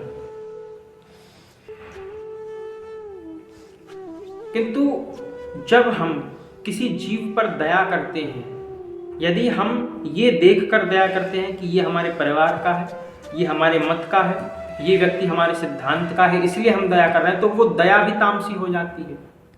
दया भी मलिन भाव से युक्त हो जाती है, और दया जब मलिनता से युक्त होती है तो वो दया कहाँ रहती है? वो तामसी दया हो गई। आप क्या समझते हैं कि दया क्या है, सत्य क्या है? यदि कोई व्यक्ति सत्य बोल रहा है तो वो व्यक्ति अच्छा है, यदि कोई व्यक्ति दया दिखा रहा है तो वो व्यक्ति अच्छा है? नहीं, उसकी भावना भी तो देखनी पड़ेगी ना दया में। यदि दया केवल इस बात को देख करके की जा रही है किसी व्यक्ति के ऊपर कि ये हमारे मत और सिद्धांत का है, तो ही इस पर दया करेंगे, और यदि हमारे मत और सिद्धांत का नहीं है तो इस पर दया नहीं करेंगे, तो पक्षपात से युक्त जो दया है, इसमें जो पार्शियलिटी की जा रही है वो अशुद्ध है, जिसको आसुरी स्वभाव कहा गया है गीता के अनुसार। अहिंसा सत्यम क्रोधस्त्याग शांति अपेशुनम दया भूतेश लोलुप्तम माधवम चापलम। इस प्रकार से जो दया बताई गई है वो तामसी दया और अशुद्ध दया बताई गई है। यदि कोई व्यक्ति सत्य बोल रहा है, सत्य वो किस भाव से बोल रहा है?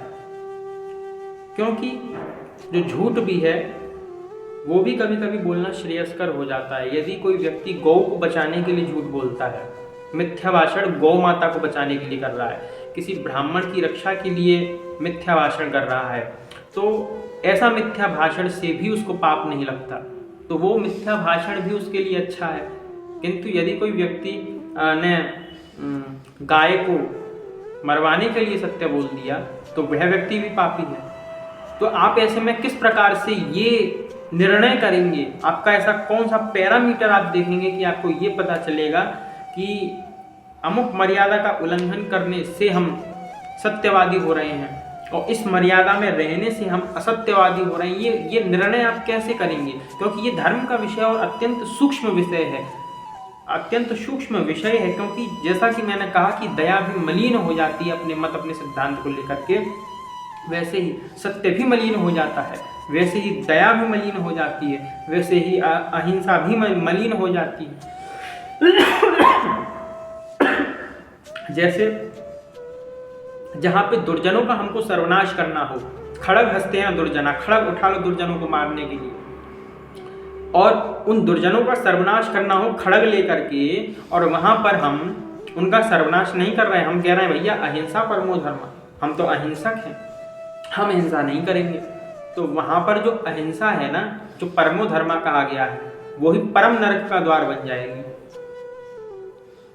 क्योंकि अर्जुन के मन में भी ये हीन भावना आई थी ना कि मैं युद्ध नहीं करूंगा, मैं हिंसा नहीं करूंगा, मैं मार काट नहीं करूंगा। भगवान कृष्ण ने कहा मार काट तो करनी पड़ेगी, वो मार काट नहीं करेगा तो तू ही नरक में जाएगा, और मार काट करेगा, अपना धर्म निभा करके मार काट करेगा तो मरने के बाद, शत्रु पक्ष से मरने के बाद तू स्वर्ग भी जा सकता है, और यदि विजयी हो गया अर्जुन तो तू इस पूरी धरती का उपभोग भी कर सकता है, राज्य प्राप्त करके। तो यहाँ पर क्या हुआ, जो अर्जुन के अहिंसा दिखा रहा था, अहिंसा का भाव रख रहा था, वहां पे वो अहिंसा भी दूषित हुई या नहीं, और वही भगवान श्री कृष्ण ने नरक का द्वार बताया कि नहीं बताया। इसका अर्थ क्या हुआ कि क्रोध हमारे लिए कब नरक का द्वार है। काम क्रोध मद लोभ सब नाथ नरक के पंथ, त्रिविधम नरकस्य इदम द्वारम काम क्रोध तथा लोभ। और उधर अर्जुन से भगवान स्वयं कह रहे हैं कि युद्ध कर। युद्ध व्यक्ति कब करेगा, जब उसके हृदय के अंदर क्रोध आएगा, क्योंकि क्रोध में ही तो व्यक्ति युद्ध करेगा, क्योंकि उसके अंदर भी थोड़ा रजोगुण की आवश्यकता होती है। पूर्ण सत्वगुण में स्थित होकर के युद्ध भी नहीं किया जा सकता। युद्ध भी जो व्यक्ति है वो रजोगुण से संपन्न होकर ही करेगा। और जब व्यक्ति निद्रा को प्राप्त करेगा तब वह उसके अंदर जो है तमस गुण होना अत्यंत आवश्यक है, किंतु वो जो तमस गुण है उस व्यक्ति के ऊपर हावी ना हो। क्योंकि जब हम निद्रा को रात्रि के समय जब निद्रा प्राप्त करते हैं तो तमोगुण ही हमारे ऊपर छा जाता है, और जब तमोगुण हमारे ऊपर छा जाता है तो वह तमोगुण भी हमको नरक की प्राप्ति करवाने वाला नहीं है, अपितु हम निद्रा इसीलिए प्राप्त करते हैं जिससे कि हमारे जो शरीर में थकान है वो थोड़ी दूर हो जाए, हमको नवीन ऊर्जा की प्राप्ति हो। नवीन ऊर्जा की प्राप्ति के लिए ही हम जो है निद्रा प्राप्त करते हैं। तो उस निद्रा को प्राप्त करने में, तमस भाव को आने में दोष की प्राप्ति नहीं होती, किंतु असमय में निद्रा प्राप्त करना, असमय में सो जाना, उस समय हमको पाप लगता है। जैसे सूर्य उदय के बाद यदि हम सोते रहते हैं, उस समय हम निद्रा ले रहे हैं तो ये पाप हो गया। यदि शाम के समय में हम भोजन आदि कर रहे हैं तो वो पाप हो गया। रात्रि के 12 बजे, रात्रि के 10 बजे, रात्रि के 11 बजे यदि भोजन कर रहे हैं तो वो पाप हो गया, क्योंकि रात्रि में तो असुरों का समय होता है भोजन इत्यादि करने का, मनुष्यों का नहीं, देवों का नहीं। तो वही भोजन भी हमको किस समय करना है। हमारे शरीर, यदि आप 10-12 बजे भी भोजन करेंगे तो ऊर्जा तो आपको तब भी शरीर में प्राप्त होगी, किंतु वो आसुरी ऊर्जा होगी। व्यक्ति ये कहेगा ना कि यदि 10-12 बजे भोजन मैं करूंगा तो भूखा थोड़ी रह जाऊंगा, तब भी मेरा पेट भरेगा, और 8 बजे कर लूंगा, 7 बजे कर लूंगा, 6 बजे कर लूंगा, तब भी मेरा पेट भरेगा। यह भी व्यक्ति तो कह सकता है, किंतु पेट तो उसका भरेगा, किंतु जो उसका पेट भरेगा वो तमस भावना से युक्त होगा, क्योंकि जो अन्न कण जिस समय पर वो खा रहा है उस समय का प्रभाव उस अन्न पर पड़ रहा है। याद रखिए, जो वो अन्न ग्रहण कर रहा है उस समय का प्रभाव उस अन्न पर और उसके मस्तिष्क पर पड़ रहा है, और जब वो अन्न को ग्रहण करता है तो उस अन्न से रक्त बनता है, मांस बनता है, मेदा बनती है, अस्थि बनती है, शुक्र बनता है। तो जब सब कुछ तमोगुण युक्त हो जाएगा तो उसके शरीर के अंदर रक्त के माध्यम से आने वाले जो विचार भी होंगे मन में, तो वो भी क्या है, अशुद्ध भावना से ग्रसित हो जाएंगे, वो भी जो विचार है वो अशुद्ध हो जाएंगे। तो ऐसी स्थिति में ये देखना पड़ेगा, ऐसी स्थिति के लिए समय का भी निर्धारण किया गया है। सत्य, दया, दान के लिए भी पात्र अपात्र का विचार है। हर व्यक्ति को दान नहीं करना चाहिए, किस व्यक्ति को दान करें, किस व्यक्ति को दान न करें, इसका भी विधान शास्त्रों में किया गया है। भगवत गीता का 17वां अध्याय पढ़ लीजिए, आपको ज्ञान हो जाएगा कि किस व्यक्ति को दान करना चाहिए, किस व्यक्ति को दान नहीं करना चाहिए। दातव्यमिति यद्दानं दीयते न वा अकारेण। यदि उपकार की भावना से हम किसी व्यक्ति को दान देते हैं, प्रत्युपकार की भावना से, तो ऐसा दान जो हमारे लिए होता है वो तामसिक होता है। और प्रत्युपकार की भावना यदि नहीं है, यदि हम दान किसी व्यक्ति को दे रहे हैं उचित पात्र को, तो वो दान जो है वो सात्विक होता है। हम कह रहे हैं कि भाई हम तो दान कर रहे हैं, देखो 4-5 फोटो खींच करके हमने डाल दिया, हम दान कर रहे हैं। ना वहाँ पे समय का विचार किया, ना वहाँ पे पात्र का विचार किया, और दान करके फोटो डाल दिया, उससे भी कोई लाभ नहीं है। वो आपका तमोगुण में गिना जा सकता है, क्योंकि आपकी भावना क्या है वो केवल आप जानते हैं। भोजन के लिए और जल के लिए पात्र अपात्र का विचार नहीं है, क्योंकि भोजन हर व्यक्ति को दिया जा सकता है, जल हर व्यक्ति को दिया जा सकता है। जीव मात्र पर दया करने के लिए भोजन और जल जो है वो दिया जा सकता है। उस व्यक्ति को जल और भोजन देने से वहां पे पात्र या अपात्र का विचार नहीं। किंतु यदि द्रव्य दान कर रहे हैं, धन इत्यादि का दान कर रहे हैं, वहां पे पात्र का विचार है, वहां पे अपात्र का विचार है। क्योंकि यदि सत्पात्र को धन का दान दिया तो वो धन है उसका पुण्य भी आपको प्राप्त होगा।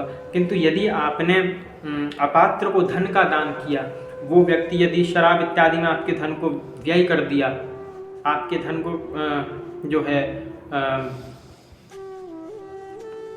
मदिरा मांस इत्यादि खा करके व्यय कर दिया, दुराचार में लिप्त होकर के व्यय कर दिया, वैश्यालय में जाकर के व्यय कर दिया, तो आपको भी उसका आधा पाप भुगतना पड़ेगा। यदि आपने किसी को गौ दान किया तो पात्र अपात्र का विचार होना आवश्यक है। यदि किसी कसाई को दान, क्योंकि दान तो दान, ऐसा नहीं है दान करने पर ही पुण्य प्राप्त हो जाए। किस पात्र को आपने दान दी, क्या वो गौ को संरक्षण दे रहा है, क्या गौ माता की सेवा कर रहा है, तो आपको पुण्य की प्राप्ति होगी। किंतु यदि किसी कसाई को आपने गौ का दान कर दिया तो आपको भयंकर पाप की प्राप्ति होगी।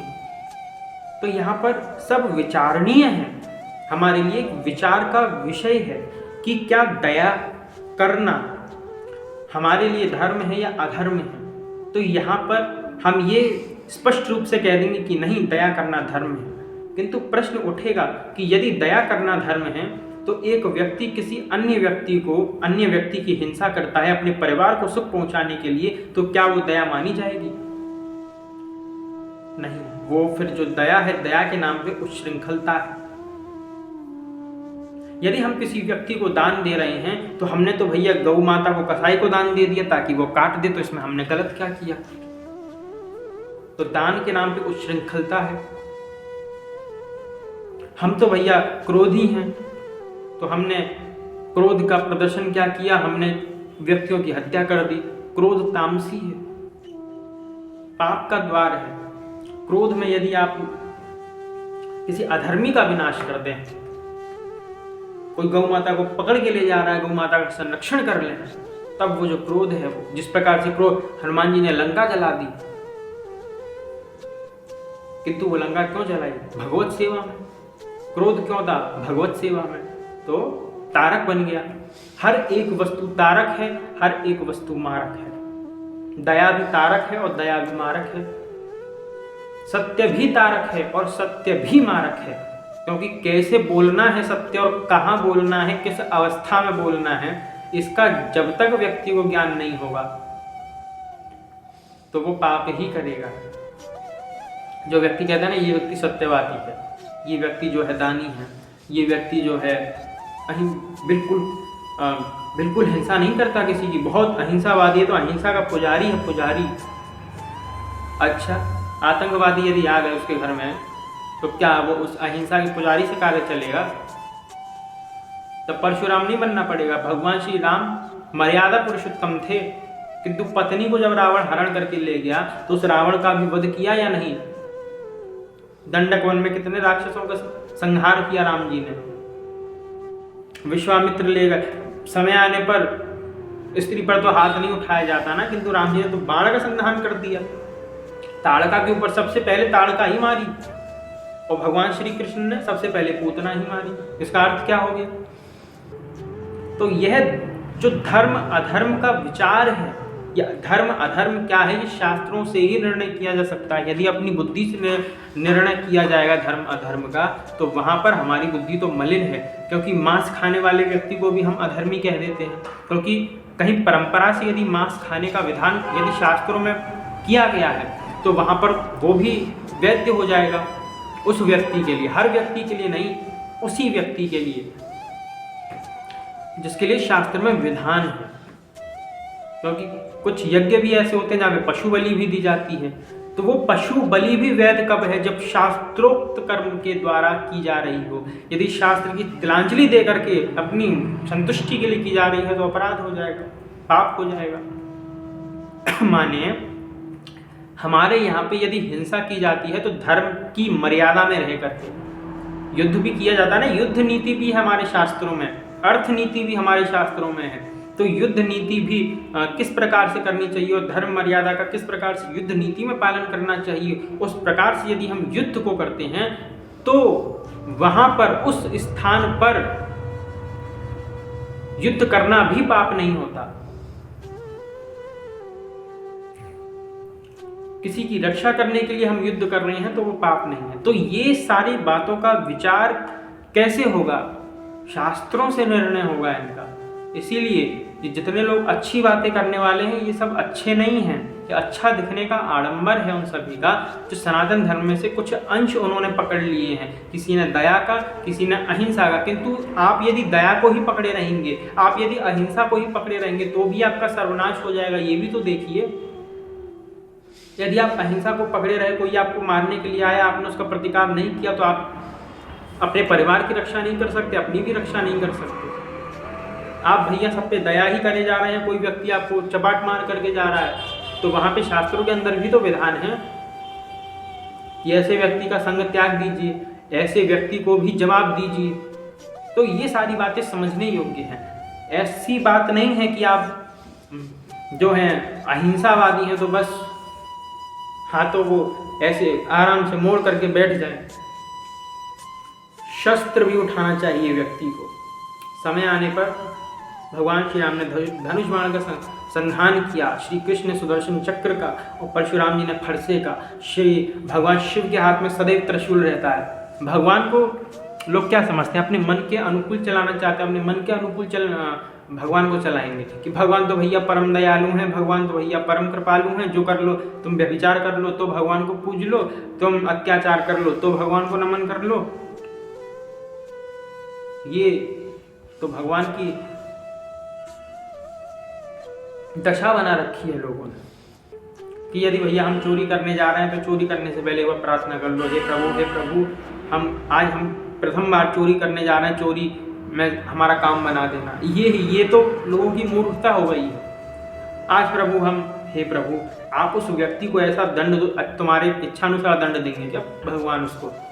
अरे दंड के लायक होगा देंगे, और नहीं दंड के लायक होगा तुम कह रहे हो भगवान उसको दंड देना, उल्टा तुम्हें ही दंड ना दे दें भगवान। इसका चिंतन करो, क्योंकि भगवान तुम्हारी तरह असर्वज्ञ नहीं है ना। क्योंकि तुम जो कुछ कहते हो वो असर्वज्ञ होकर के कहते हो, और भगवान जो कुछ करते हैं वो सब सर्वज्ञता है उनके पास, वो सब जानते हैं, जानने वाले हैं।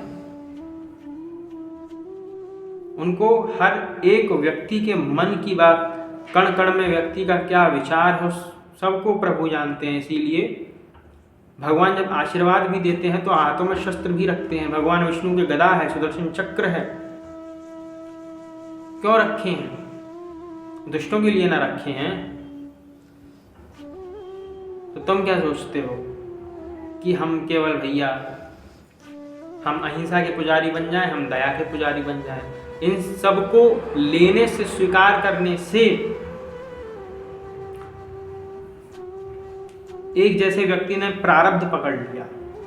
हाँ, व्यक्ति ने यदि प्रारब्ध को पकड़ लिया कि भैया हमारे देखो प्रारब्ध में अत्याचार था, अनाचार था, उस व्यक्ति ने हमारे संग ऐसा करा, हम कुछ पिछले जन्म में करके आए होंगे, कुछ प्रारब्ध हमारा ऐसा होगा इसलिए वो व्यक्ति हमारे संग ऐसा कर गया। वो अंग्रेज हमको लूट करके चले गए ना, हमारा प्रारब्ध था क्या करना, हम कुछ ऐसा करके आए थे, हमने भी उनको पहले लूटा हुआ इसलिए अंग्रेज हमको लूट करके चले गए। अरे भले आदमी, प्रारब्ध के नाम पे तुमको पागल बना करके चले गए, तुम प्रारब्ध ही सोचते रहा करो। यदि कोई व्यक्ति इस प्रकार से चोरी चकारी करने के लिए आ रहा, तुमको प्रताड़ित करने के लिए, तुम्हारे ऊपर अत्याचार अनाचार करने के लिए आ रहा, उसका प्रतिकार करो। हर सब चीज प्रारब्ध नहीं होती, प्रारब्ध भी होता है, किंतु हर एक वस्तु में प्रारब्ध को, अत्याचार हो रहा, तुम्हारे पास सामर्थ्य नहीं है तो तुम ये कह दोगे कि भैया हमारा प्रारब्ध था। मतलब अपनी कायरता को तुम प्रारब्ध के नाम पर छुपा रहे हो, ये नीचता है। ये कहो कि वो मेरी कायरता है जो मैं प्रारब्ध के नाम पे छुपा रहा हूं, जैसे अर्जुन अपनी हीन भावना को अहिंसा के नाम पर छुपा रहा था। तो अच्छाई भी बुराई के रूप में और बुराई भी अच्छाई के रूप में परिणत हो जाती है, इस शास्त्र की ढंग से यदि देखें तो। यज्ञ में पशु की बलि देना अधर्म है, किंतु यदि शास्त्रोक्त विधि से दी जा रही हो, परंपरा से दी जा रही हो, तो वही धर्म भी है शास्त्र के अनुसार।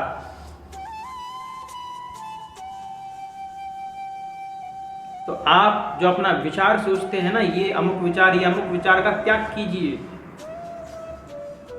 क्योंकि शास्त्र के अनुसार ही धर्म और अधर्म का निर्णय होता है। किसी व्यक्ति विशेष की मानसिकता के अनुसार धर्म अधर्म का निर्णय नहीं होता। आप चाहेंगे कि मैं जो ये कार्य कर रहा हूँ ये धर्म है और ये कार्य कर रहा हूँ तो अधर्म है, तुम्हारे सोचने से कोई अधर्म कार्य धर्म नहीं बन जाएगा और जो तुम धर्म कर रहे हो वो अधर्म नहीं बन जाएगा। तुम्हारे सोचने मात्र से कुछ नहीं हो जाएगा। शास्त्रों का दुरुपयोग करके कोई अन्य मजहब पंथ का व्यक्ति हो, वो ये कहे कि सनातनियों को शास्त्र में लिख रहा है कि भैया दान करना बहुत अच्छी बात है, दान करो दान करो। अब व्यक्ति ने मान के चलिए दान उठा लिया और दान का दुरुपयोग करने लगा बोल, और उस व्यक्ति ने कहा कि मैंने देखो इतनी गैया दान कर दी। बोले किसको दान करी? बोले कसाई को दान करी। बस अर्थ का अनर्थ कर दिया ना उस व्यक्ति ने दान को लेकर के। तो यही है, इसी प्रकार से व्यक्ति दया को लेकर के, अच्छाई को लेकर के, भावनाओं को लेकर के उन सब का दुरुपयोग कर रहा है। उदाहरण मैंने आपको दे दिया। तो ये सब चल रहा है, तो इन सब से सावधान रहने की अत्यंत आवश्यकता है। जय श्री कृष्ण।